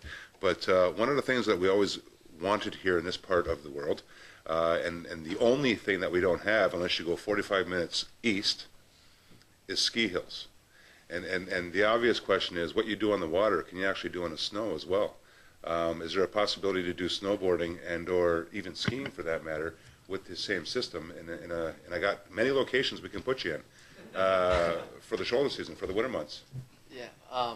Well, if you go on YouTube and look up System 2 or snow cable parks, there's actually a few videos on already that people have done it on snow. Mm-hmm. Exact same scenario. You go a little slower because of the reduced amount of friction compared to water. But yeah, you can have snowboard parks set up with the same sort of like features, rails and jumps and stuff. And as far as I know, it hasn't been done in North America yet. So well, here we are. If You're you guys want to be the engineer. first to do that, we will be more than happy to do that with you.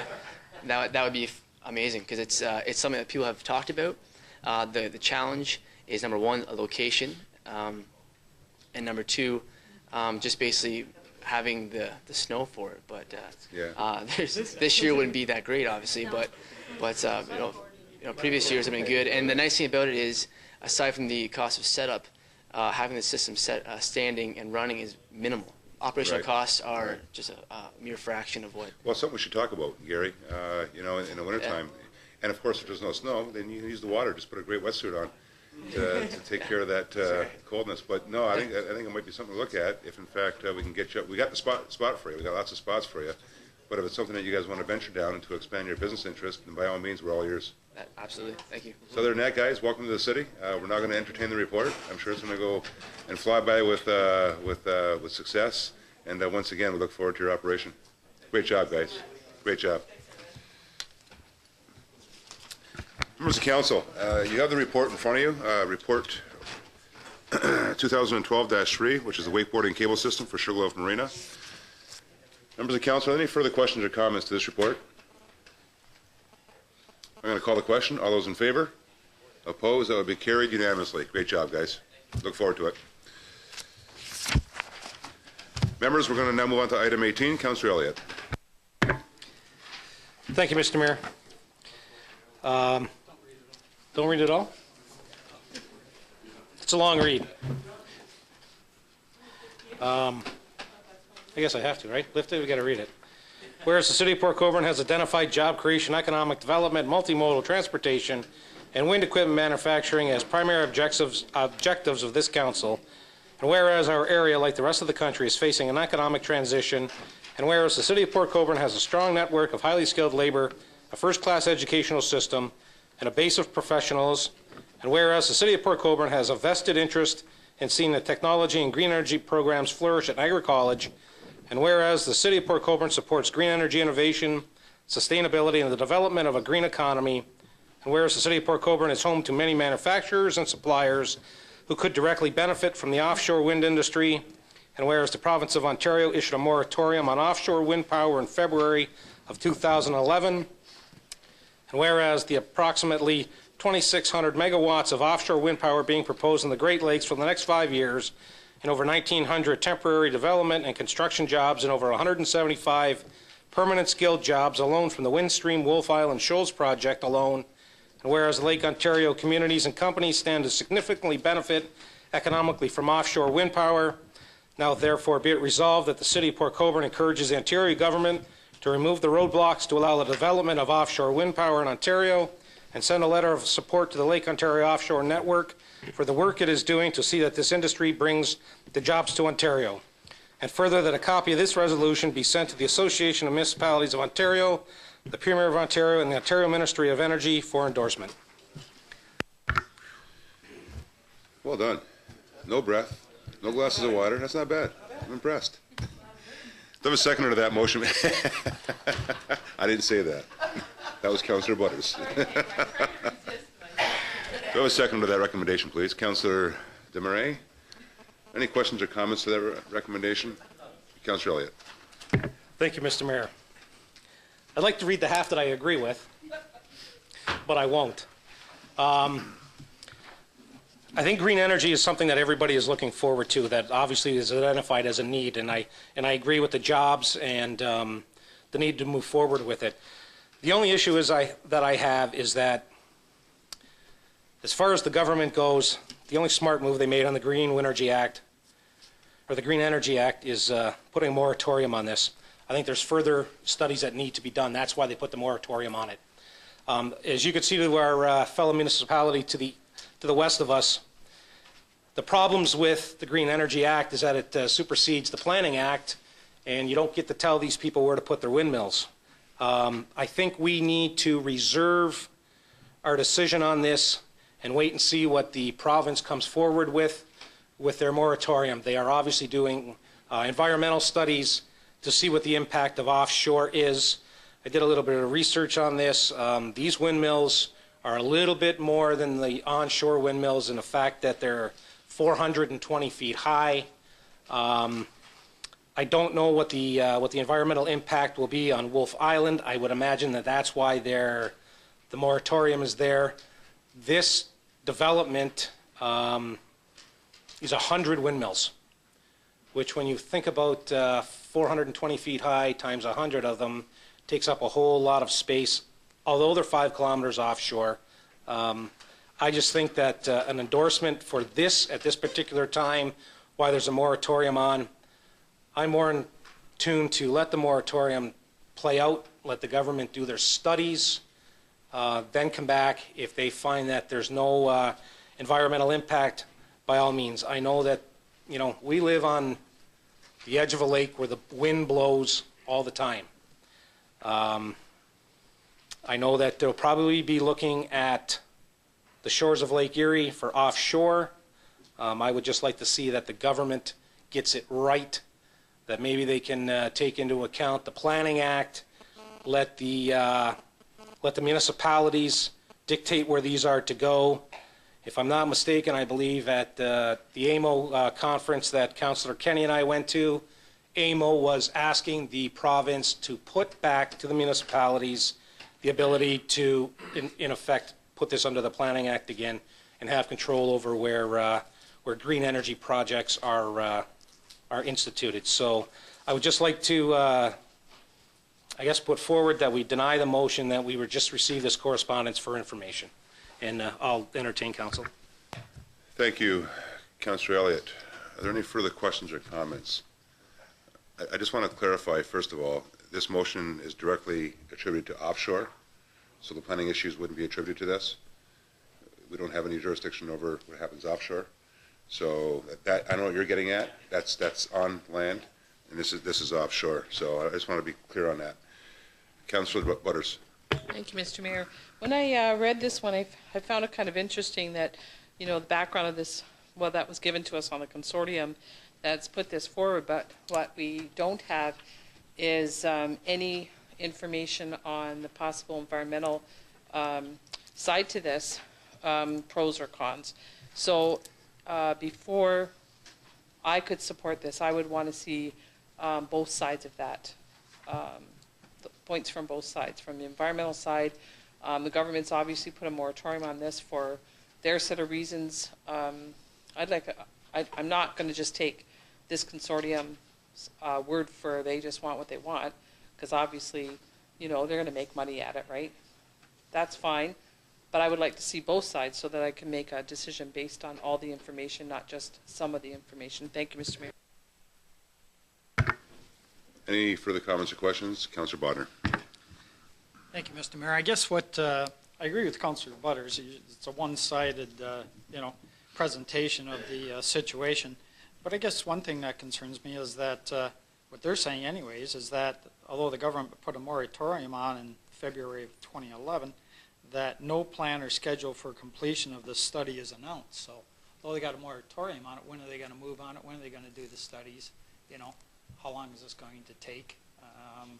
I guess it takes as long as it takes, but I guess I think I agree with both of the people that have spoken so far that we have one side of the equation here, and we don't have all the information. So on hold is not a bad idea. Thanks. Thank you. Any further questions or comments? What I would suggest that we actually do is add to the motion. What council might want to consider is to do exactly what you're actually asking for. Instead of simply just deferring the motion and letting it float away and hoping somebody else does it, then what I would suggest is that you in fact do it. And that is to add to the motion the fact that you would actually expect the province of Ontario to proceed with the studies that are required to give the satisfaction of what you're asking for with respect to the environmental concerns of having offshore windmills. So what I would suggest is that that we add to the motion that therefore it be resolved that the City of Port Colborne encourages the Ontario government to proceed with the studies needed and to remove any roadblocks to allow the development of offshore if in fact the studies prove positive. Now, I guess some wordsmithing to that effect, but I think the clerk understands the gist of what I'm getting at. And at the very least, we can actually at least promote the idea of actually having those studies completed, and therefore, whether it's a go, it's a go. If it's not, and they approve otherwise, and so be it. I'm not as concerned as some of the councillors have expressed.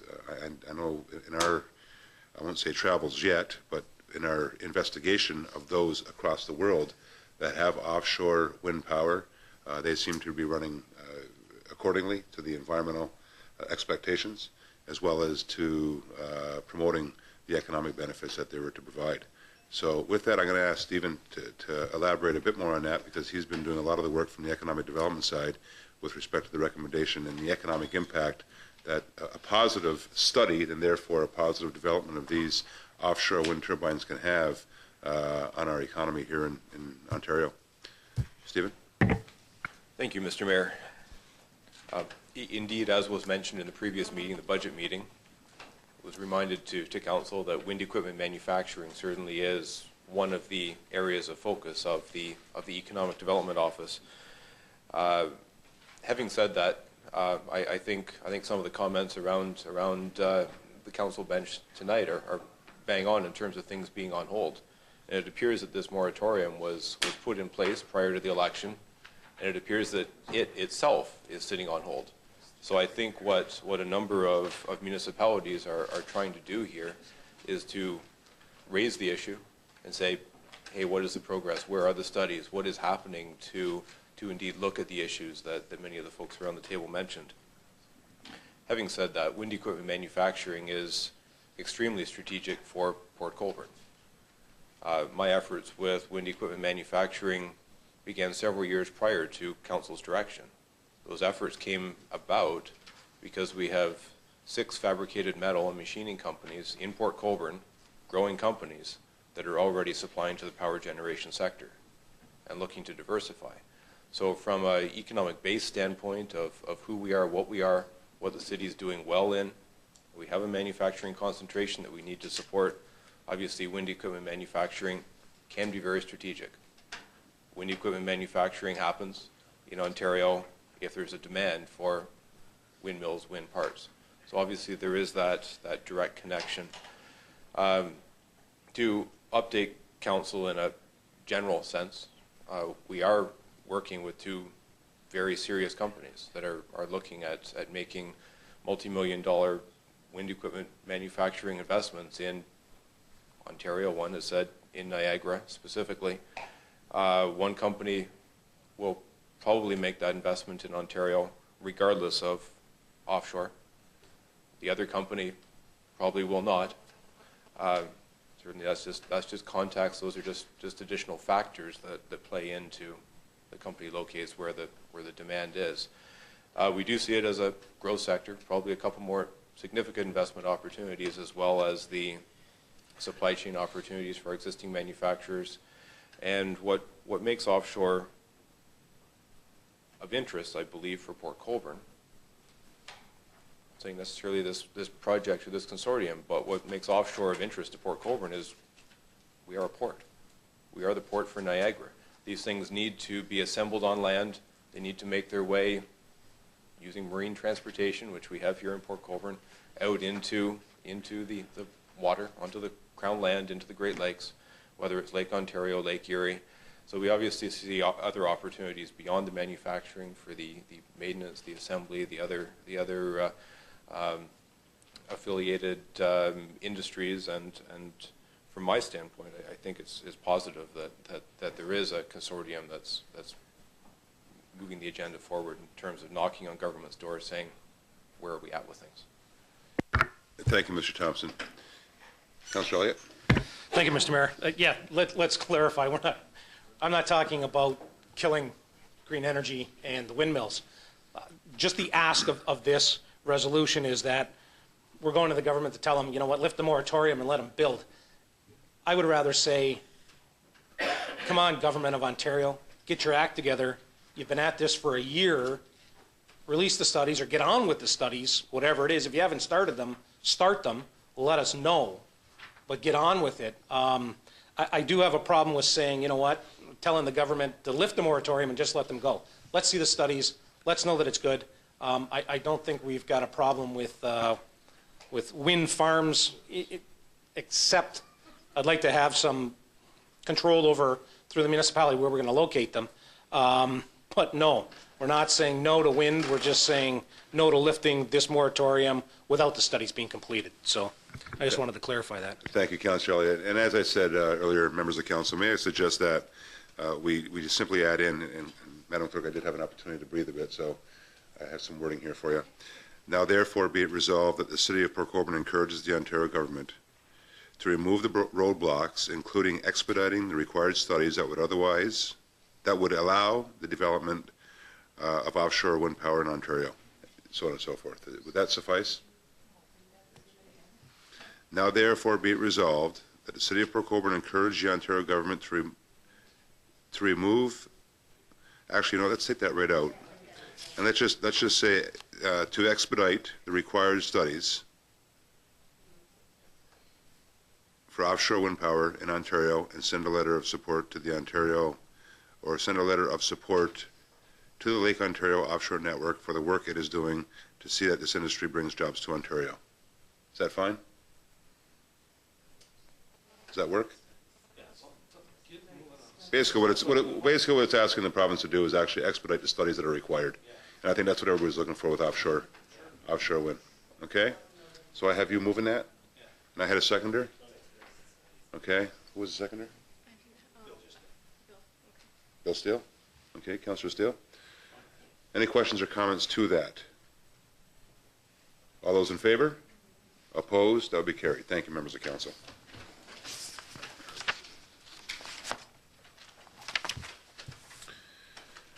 Okay, so we are now going to move on to notices of motion. Are there any notices of motion, members of council? With none, if I can ask for a motion to adjourn this portion of tonight's agenda. Councillor Desmarais, Councillor Danch, questions or comments? All in favor? Opposed? That will be carried. We'll now move on to the council portion of our agenda, members of council. Madam Clerk, is there any addendum items? Thank you, Mr. Mayor. None this evening. Thank you, Ashley. Mover and seconder to confirm the agenda, please. Councillor Bodner, Councillor Kenny, questions or comments? All in favor? Opposed? That will be carried. Disclosures of interest. Are there any disclosures this evening? With none, we'll move on to the adoption of the minutes. I do have one set of minutes here. The minutes of the first meeting regular of council dated January 16th, 2012. Mover and seconder, please. Councillor Kenny, Councillor Steele, questions or comments? All in favor? Opposed? That would be carried. Thank you. Any items requiring separate discussion? To the items on this evening's agenda, mover and seconder, please. Councillor Elliott, Councillor Bodner. Are there any questions? Comments? All those in favor? Opposed? That as well would be carried. We do have two proclamations, members of council, and I'll be looking for a mover and seconder upon reading both. First off, we have a proclamation that whereas the vast majority of youth are concerned, knowledgeable, and responsible citizens, and whereas the accomplishments and achievements of these young citizens deserve the recognition and praise of their elders, and whereas Optimist International has since 1954 developed and promoted a program entitled Youth Appreciation Week, and whereas the citizens of Port Colborne, Ontario have indicated a desire to join the Optimists in expressing appreciation and approval of the contribution of youth.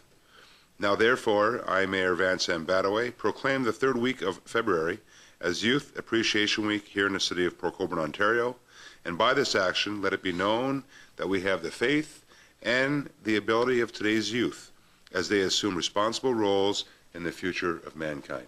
Mover and seconder, please. Councillor Butters, Councillor Desmarais, questions or comments? All in favor? Opposed? That would be carried. Thank you, members. We'll now move on to the second proclamation that whereas Wednesday, February 15th, 2012 is recognized as Doctors with a Heart Day, and whereas following this long-established annual tradition, Dr. David Solanke and Associates of Chiropractic Associates of Port Colborne will examine and treat all members of the local community at no charge on Wednesday, February 15th, 2012. So that's Wednesday, February 15th, 2012. Dr. Solanke is going to treat members of the community at no charge. And whereas Dr. Solanke and his staff will waive all treatment fees this day, and in lieu of charging any patient fees, will invite members of the community to bring in donations for the Port Colborne Humane Society. The Humane Society Place provides shelter and emergency services to animals in crisis that have been victims of abuse and neglect.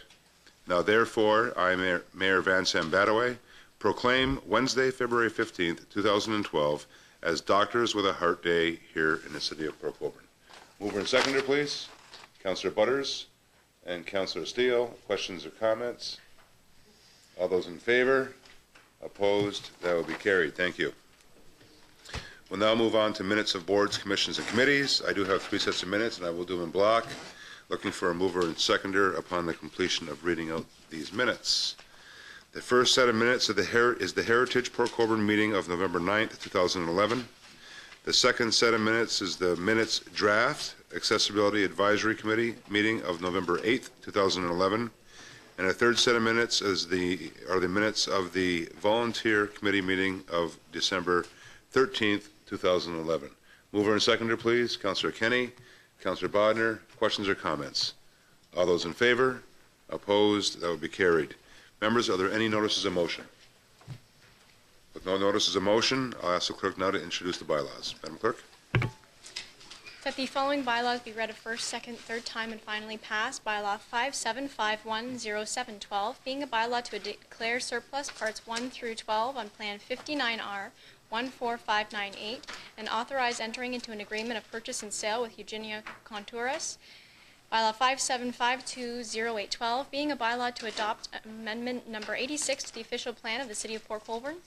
And finally, bylaw 57530912, being a bylaw to declare surplus part of Christmas Street, Plan 862, line between the southerly production of the westerly limit of Lot 8 and the southerly production of the westerly limit of Part 1, Plan 59R 2322, identified as PIN 641540229, and authorize entering into an agreement of purchase and sale with Yvonne and Carol Doucette. Thank you, Madam Clerk. Mover and seconder, please. Councillor Danch, Councillor Elliott, questions or comments? All in favor? Opposed? That would be carried. Madam Clerk, the confirmatory bylaw, please.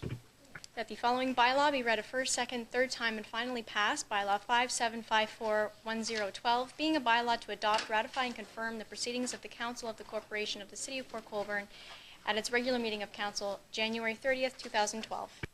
Thank you, Ashley.